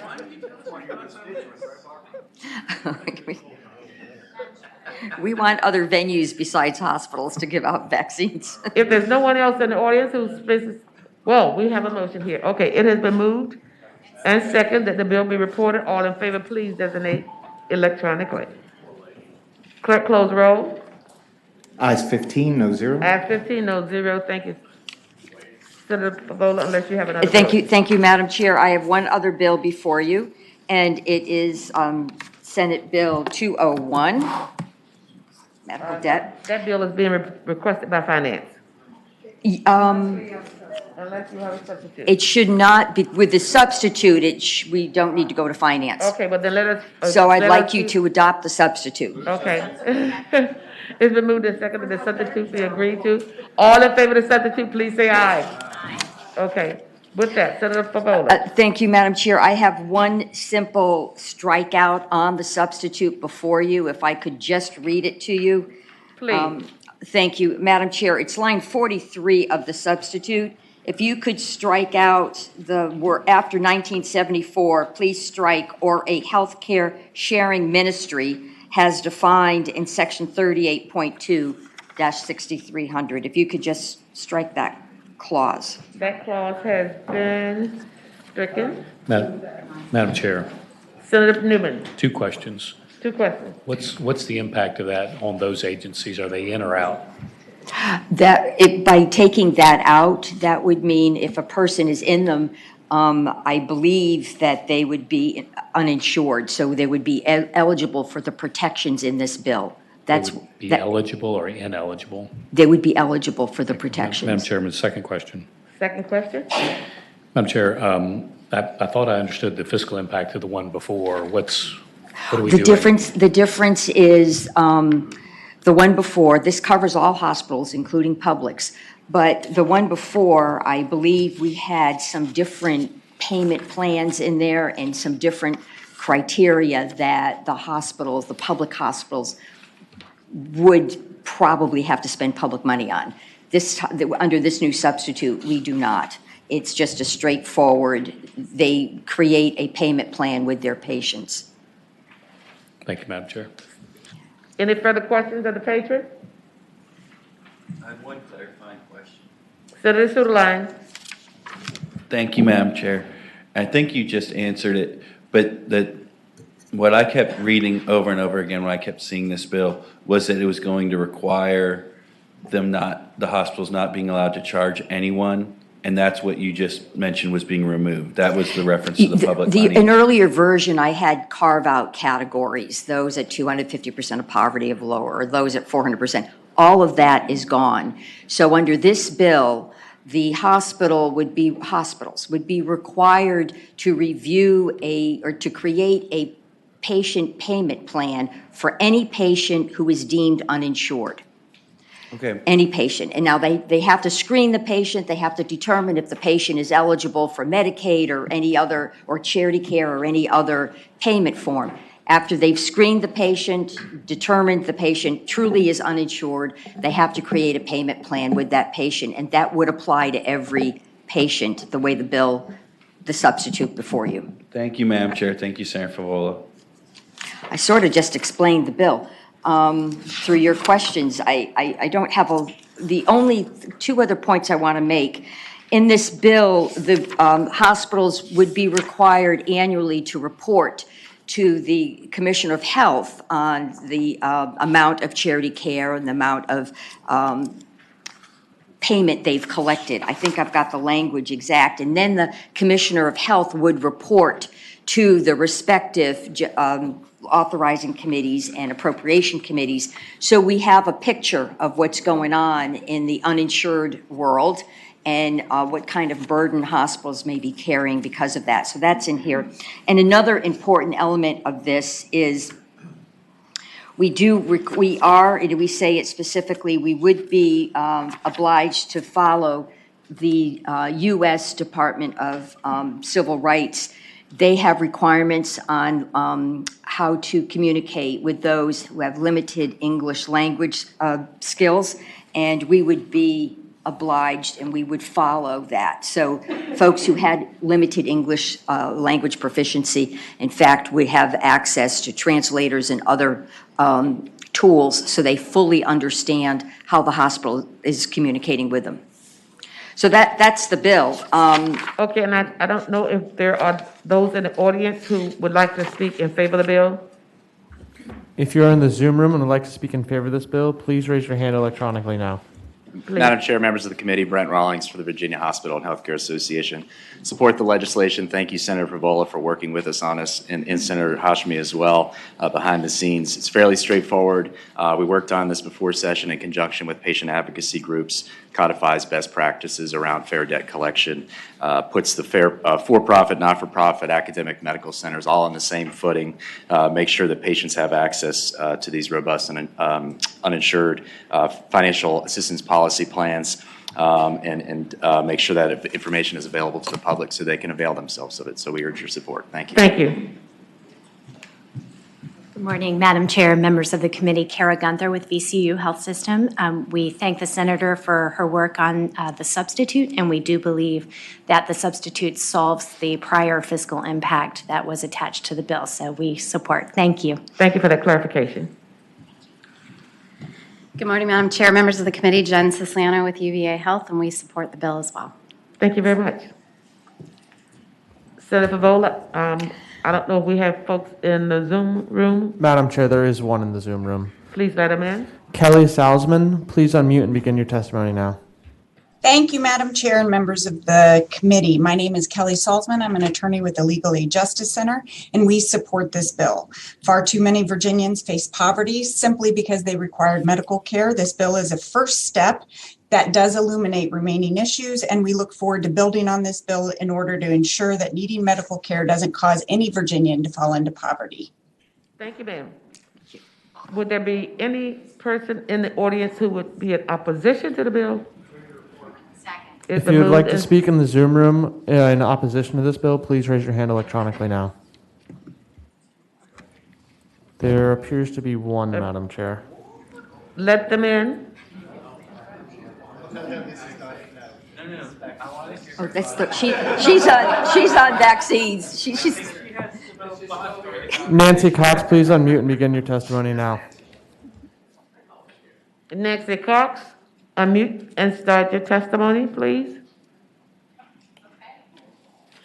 Do you want me to, you know, this was on vaccines. I don't think we've gotten to a vaccine thing yet. Yes, ma'am, we did. We've already PBI'd that bill, so this is not the right bill. Did you pass Did you pass it on to be voted at the floor? I didn't understand. No, ma'am, passed by indefinite means it is dead.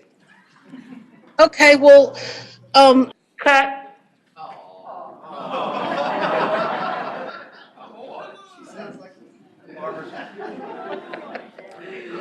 I think I think I had Senator Newman, did you make a motion or was that Senator Cosgrove? Okay, it's been moved and seconded that the bill be reported. All in favor of that motion with the substitute, please vote electronically. Senator Barker? Senator Saslaw? Ayes 14, no zero. Actually, it's 15. Senator Saslaw is somewhere and we couldn't get to his button in time. His vote will be noted, ma'am. Thank you. Thank you, Madam Chair and members of the committee. Thank you. Okay, moving on through our agenda, I think we're gonna make our schedule this morning. And the next bill on the agenda is Senator Deeds, and that's Senate Bill 293. Senate Bill 293. 293. Is an effort to relieve some of the crisis in our state psychiatric hospitals. 2014, we passed legislation requiring state hospitals be the bed of last resort in TDO situations. And we saw between 2014 and 2015, we saw a dramatic increase in the number of TDOs issued around the state. Since 2015, the number of TDOs has leveled off and actually decreased. What's also decreased are the number of TDOs that are being taken by the private hospitals. And that's forced a crisis in the psychiatric hospitals, which was made more acute, has been made more acute during this pandemic. What this legislation seeks to do is take some pressure off the state hospitals by encouraging private hospitals to take more TDO cases, and also enabling Virginia to create or allow the creation of more psychiatric beds in the private sector when they don't. It's very simple legislation. I guess 4 or 5 years ago, this committee passed out legislation that took the cap off took the cap off the creation, the certificate of public need for psychiatric beds. This legislation doesn't go that far, but this legislation is kind of a carrot and a stick. Would there be questions of the patriot? Yes, Madam Chair. Senator Peake. Thank you, Madam Chair.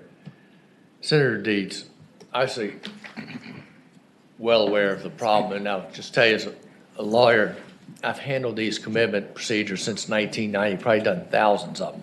When I first started, we had in Danville, we had Southern State, we had the State Hospital in Stanton, we had Central State in Petersburg, and in the Lynchburg facility had some. Where are the state hospitals? What happened?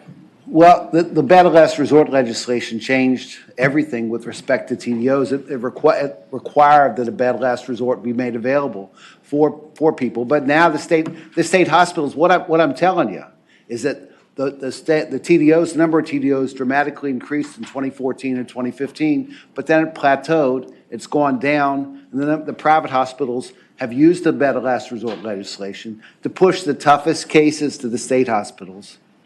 The medically complex cases, the cases that the state psychiatric hospitals aren't equipped to take, are in the state hospitals. But what happened to all those?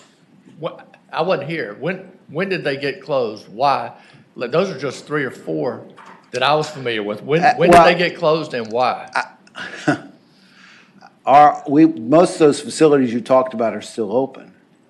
Stanton's gone. Stanton's still there. Western State's still there. Senator Barker. Yeah, Madam Chair, I just wanted to confirm with Senator Deeds that the facilities, by and large, are still in place at the state hospitals, and we quit sending patients there.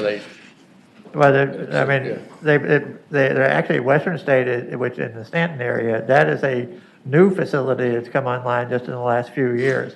So there's been a replacement facility that's built that is much more modern and much more. And we're getting ready to build a new facility in Central State Hospital. And that's next on the list there. So we are responding to the issues, and we have had some challenges as it relates to some of the private hospitals, but we're making progress on that now as well. And I think that we're heading in the right direction on both the public and the state and the private hospitals to take care of these. And I think, in recent years, there have been several new psychiatric units established, and others have been approved but are not open yet.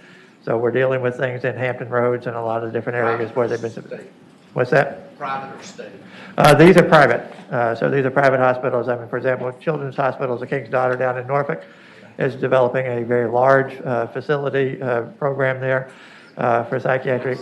Chesapeake Hospital's got an approval. I think they'll have 24 beds when they're online. And so there are a large number, and Virginia Hospital Center in Arlington has also expanded its capacity. And OVA has expanded its capacity in Northern Virginia. And in reality, as what, building on what Senator Deeds talked about, there was an initial uptick in temporary detention orders after the legislation was passed in 2014.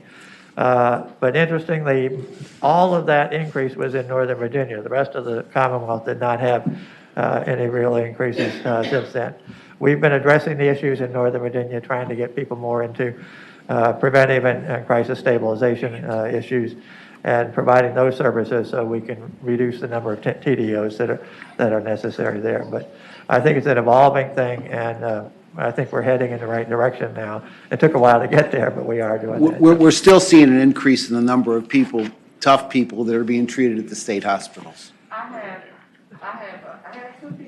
I'm sorry, I had two users in queue, but Senator Donovan, okay, you're back in. So Senator Donovan, I had taken you out because I thought you weren't going to speak. So Senator Cosgrove and then back to Senator Donovan. Thank you, Madam Chairman. You know, the bill's allowing the Board of Health to establish health admissions criteria for private hospitals. But the need is, as always, greater than it is possible to support, especially now with shortages of willing staff, higher needs, and due to the essential closure of 250 state hospital beds, fewer beds. Even when hospitals have beds and available staff, many TDOs are at an acuity level that far exceeds the ability and the expertise of individual private hospitals. And mandating that hospitals take such TDOs, in my opinion, will place patients, staff, and facilities and possibly in harm's way. These folks need highly trained mental care people to handle their individual cases, and just pushing them into a private hospital just to fill a bed, I think, might be a dangerous move. Yeah, but that's not what this bill does. Are you sure? Yeah, Are you sure? yeah, I am sure. Okay. Any further questions of the patron? Senator Donovan? And Senator Deeds, I know where your heart is on this, and I know what you're trying to do, but just how did we handle closing the bed of last resort this year when Virginia Department of Health cut off the state hospitals from taking any of those TDOs? Who took them? That's a good question. That's a very good question. They sat in emergency rooms, sometimes for days at a time. Madam Chairman? Senator Donovan? The private hospitals took them, and they're doing about 90% of our TDOs now. It's less than 80%. Well, wait, I won't argue statistics with you. I'll let them speak to that. But I'm just saying, I know that the solution here is private-public. I get it.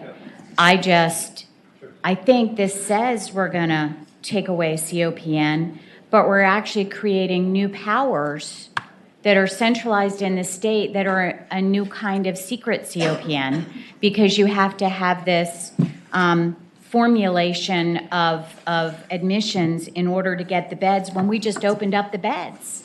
And so I will, let this process out, but I totally know the intent. I'm frustrated too. You've seen me do some creative, radical things. I just don't think at this moment in time, when we don't even have bed of last resort, that this is the way to manage it. But sorry, I spoke. I meant to just ask that question. Okay, I'm clearing the queue. Would there be any persons in the audience who would like to speak in favor of this bill? If you are in the Zoom room and would like to speak in favor of this bill, please raise your hand electronically now. Yes, please come forward. Hey, Madam Chairwoman, Clark Barron with the Medical Society of Virginia. We support the bill. To the points raised by the committee, I would just say all this bill does is allow the board to set a standard, allow the private hospitals to hit that standard, and if they don't, the worst-case scenario is we get more psychiatric facilities in Virginia, which is a good thing. Thank you. Thank you for your testimony. Would there be others? What about in the Zoom room? There are none in support in the Zoom room at this time, Madam Chair. Those in the audience who would like to speak in opposition to the bill, please come forward. If you are in the Zoom room and would like to speak in opposition to this bill, please raise your hand electronically now.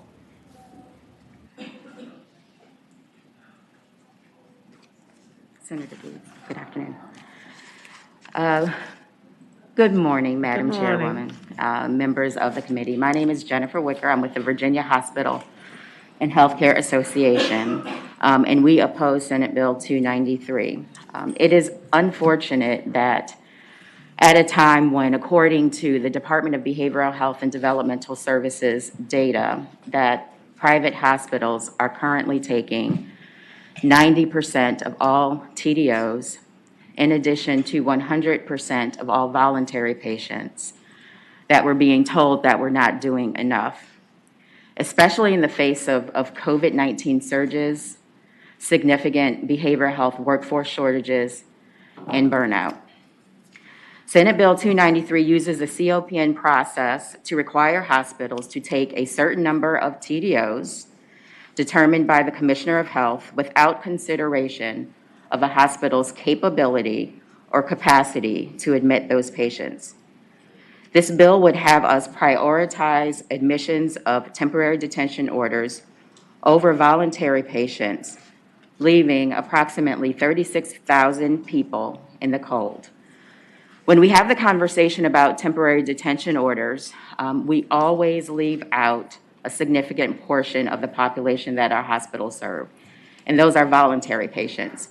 So when an individual comes to our hospital, not under law enforcement custody, on their own or with a family member, if they present and require clinical intervention, our hospitals have a duty to admit them.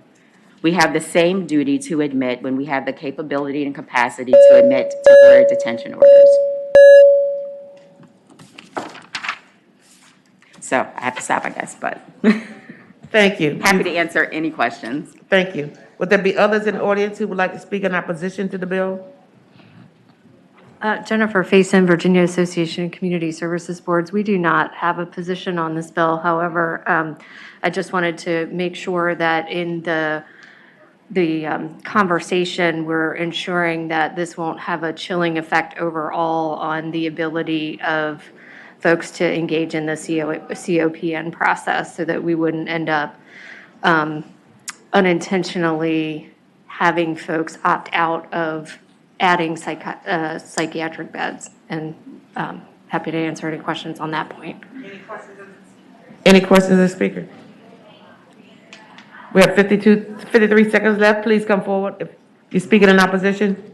Kind of. Thank you, Madam Chairman, members of the committee. I'm Mindy Carlin. I'm the Executive Director of the Virginia Association of Community-Based Providers.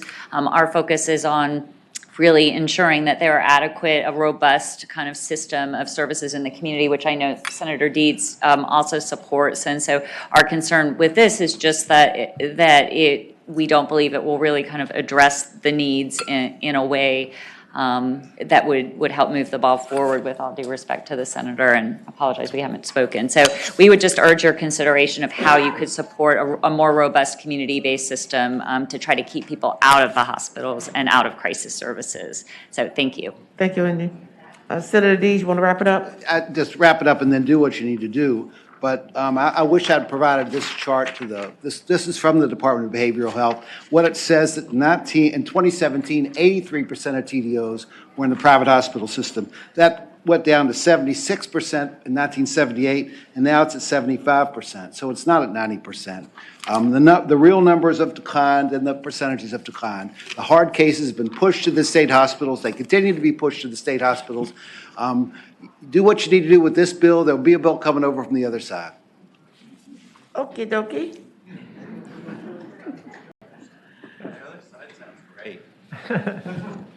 Madam Chairman. Senator Donovan. Just with full respect for all you've done for this arena, that I think that was before those numbers, and I totally agree, but it was before our hospitals closed for bed of last resort. And I think that now, that right this moment in time, in the midst of all this crises and ER flooding and everything else while we're waiting for CIT to come online, right now, the numbers have shifted. And Senator Donovan, we're that's wrapping all. up, so Thank would you like to make a motion? I move that we gently continue this to next year. Second. Okay. Substitute motion. I move Substitute motion? Report the bill. It's a needed bill. It's been moved and seconded that the bill be reported. All in favor? Madam Chair. Senator Barker. Yeah, just to address the issues here. I mean, I think that the situation that Senator Donovan has stated has shifted a good bit in the last year and a half. And there clearly has been a positive response from the private hospitals. The real issue we have right now is not so much beds, it's staff. And we don't have the staff that is necessary to be able to provide the care. So in both state hospitals and some of the private hospitals, we have beds, but those beds are not in operation. And so if you are just creating more beds or doing that without addressing the staffing issue, we're not going to be able, we're not going to be able to solve for the problem. So, and that has certainly been the case with the state hospitals. Many of the state hospitals have had 30 and 40% vacancy rates in their staffing levels. And so we're working on trying to address that. But there are critical issues, and a lot of it is directly related to the reimbursement rates, which are not adequate to be able to cover the cost of the care. And so we need to do those types of things before we try to deal with the physical issues that are there.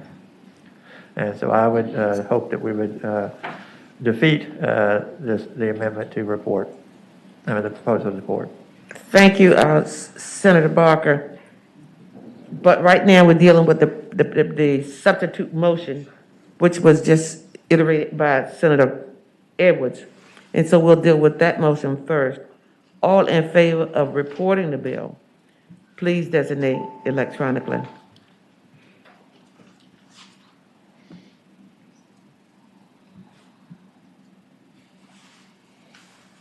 Close roll. Ayes 6, noes 9. Ayes 6, noes 9. Senator Dees. Thank you. The bill is not reported. Well, we could just reverse it. Carry it over. Oh, yeah, that's right. We don't want to just delete it, reverse it. Right, but the original motion was to carry it over, not just to defeat the bill. So let us go back to the original motion, which is to carry the bill over for a year. So with that motion, and it was second, please designate electronically.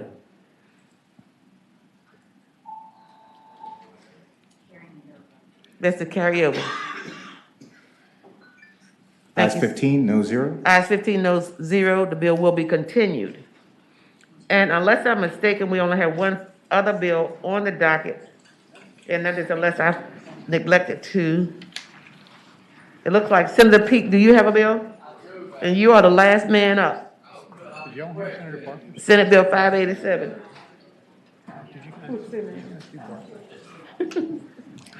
Thank you, Madam Chair.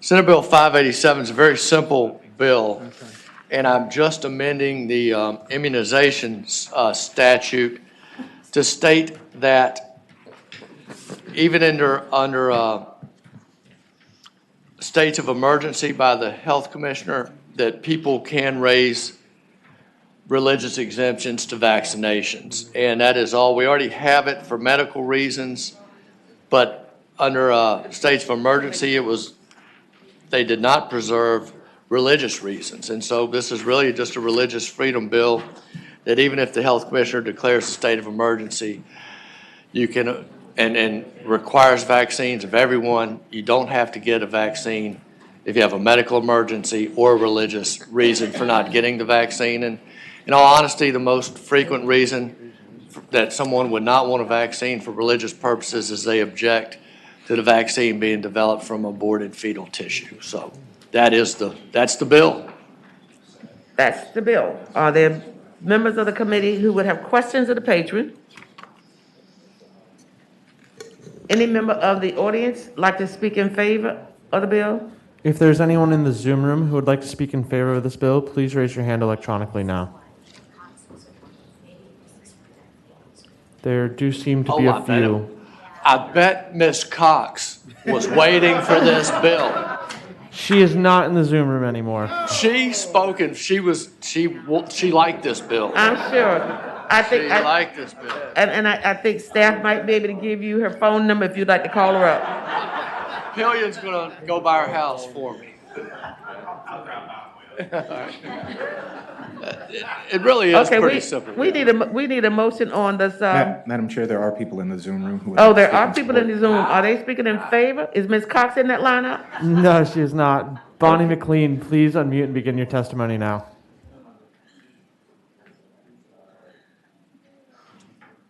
Ms. McLean, please unmute and begin your testimony. Ms. Bonnie McLean, unmute. Yes, can you hear me now? Yes, ma'am. You sound like Ms. Cox. Thank you. No, I'm not Miss Cox. This is Bonnie McLean. I'm speaking in favor of the bill. The first part of the bill would ensure that existing religious exemptions for children would remain in force and in effect during a public health emergency. This would be consistent, for example, if there is like a COVID-19 pandemic, why should the religious exemptions for all of the other vaccines in the childhood schedule go away? It definitely does not make sense. So this would make it consistent with most other states, even the second part of the bill, where it's creating a religious exemption from the state health commissioner's potential mandate, I would like to point out that there is already a medical exemption, and by creating a religious exemption, that would make it consistent with other code sections. Ms. McLean, could you suspend the time, please? We only have 40 seconds left, and we have, and that's. Yes, I was just saying that it would make it consistent with the other religious exemptions that are already in the Code of Virginia. Thank you. Could the remaining speakers just please state your name? Margaret Glenny, please unmute and begin your testimony now. Hello, can you hear me? Yes, we can. Yes, I would like to say that I am in favor of this bill. I'm the mother of 7 children. I also work in the healthcare field. And as a Virginian, I think it's essential that we recognize religious freedom, and I hope that everyone else does.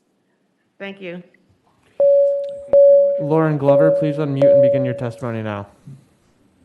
Thank you so much. I really disagree with Ms. McLean and Ms. Glenny. I think it's essential that we keep the rights of religious exemptions for those who practice their faith. It's a slippery slope when we go against those. And I just appreciate all the board members and all the senators. Thank you so much. Thank you, Ms. Glover. Catherine Carter, please unmute and begin your testimony now.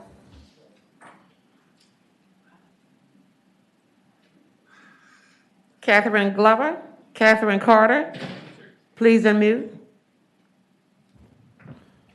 Catherine, if you're speaking, I see that you're unmuted, but we can't hear you. So try remuting and unmuting.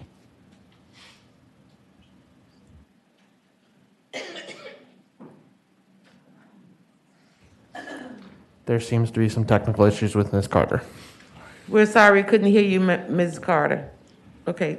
To wrap it up, Senator Madam Chair, Peake. yes. And it's interesting to note that even under this most recent pandemic, the board did not mandate vaccines, so it's unlikely it would I happen. want to ask the clerk if there was anybody in opposition to the bill in the Zoom room. If you're in Because the I didn't see any opposition standing in the audience. If you're in the Zoom room and would like to speak in opposition to this bill, please raise your hand electronically now. There does not appear to be any at this time, Thank Madam you. Chair.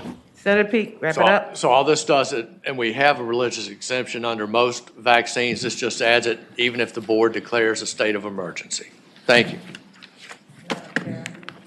Senator Hashmi? Madam Chair, thank you. Just a question for Senator Peake.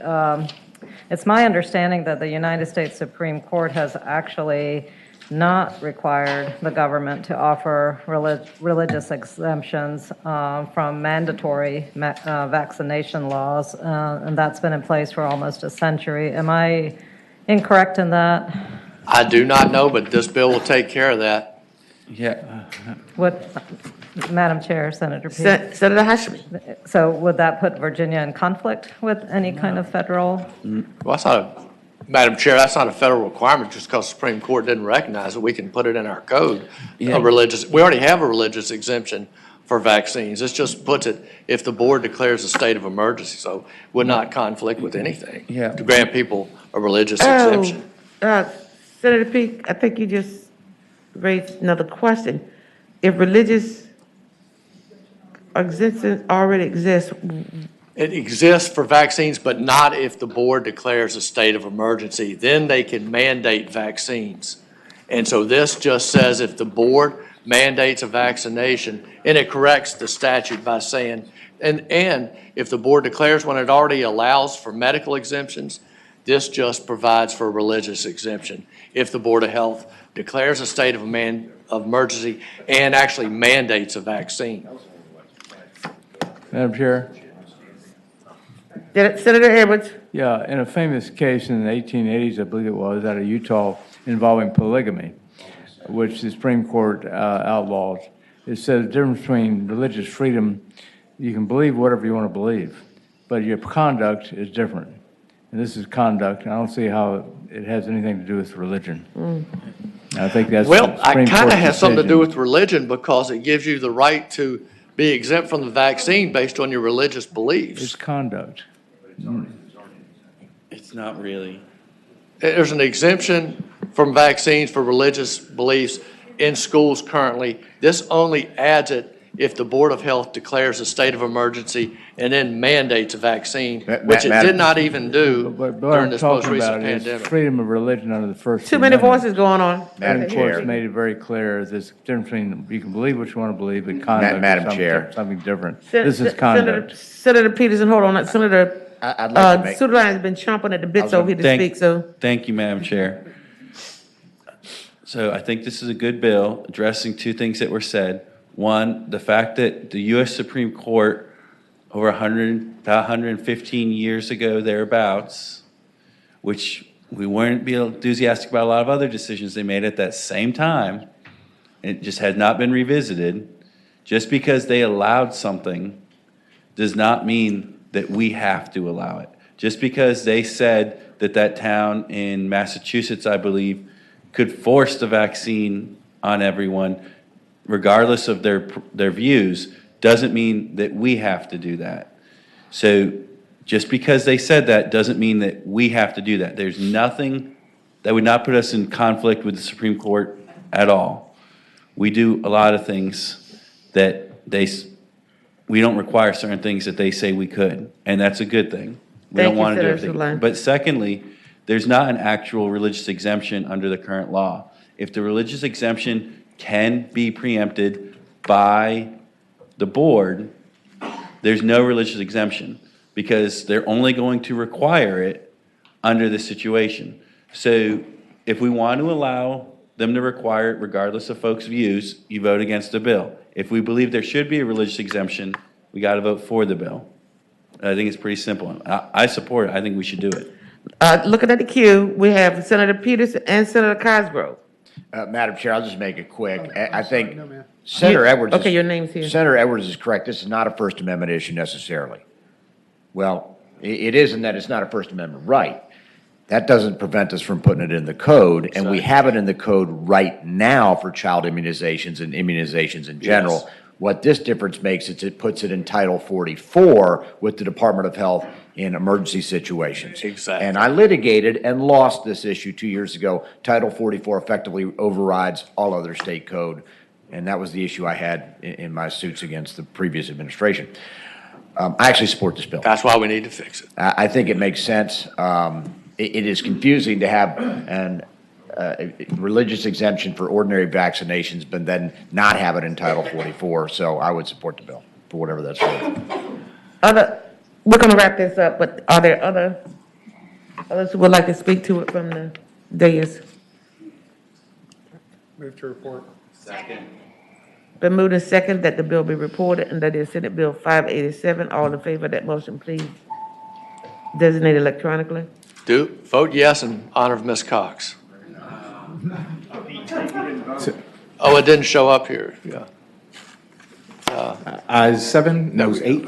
Ayes 7, noes 8, the bill fails to report. And in response to a question from Senator Cosgrove on Senate Bill 336, which is Senator Barker's bill, the patron had requested that the bill be stricken early in the calendar. And on his bill, Senate Bill 340, that bill was carried over with a letter to JCHC per the patron. Then I ask God's blessings on him. So with that, the calendar is complete, and if there's no further business, the committee shall rise.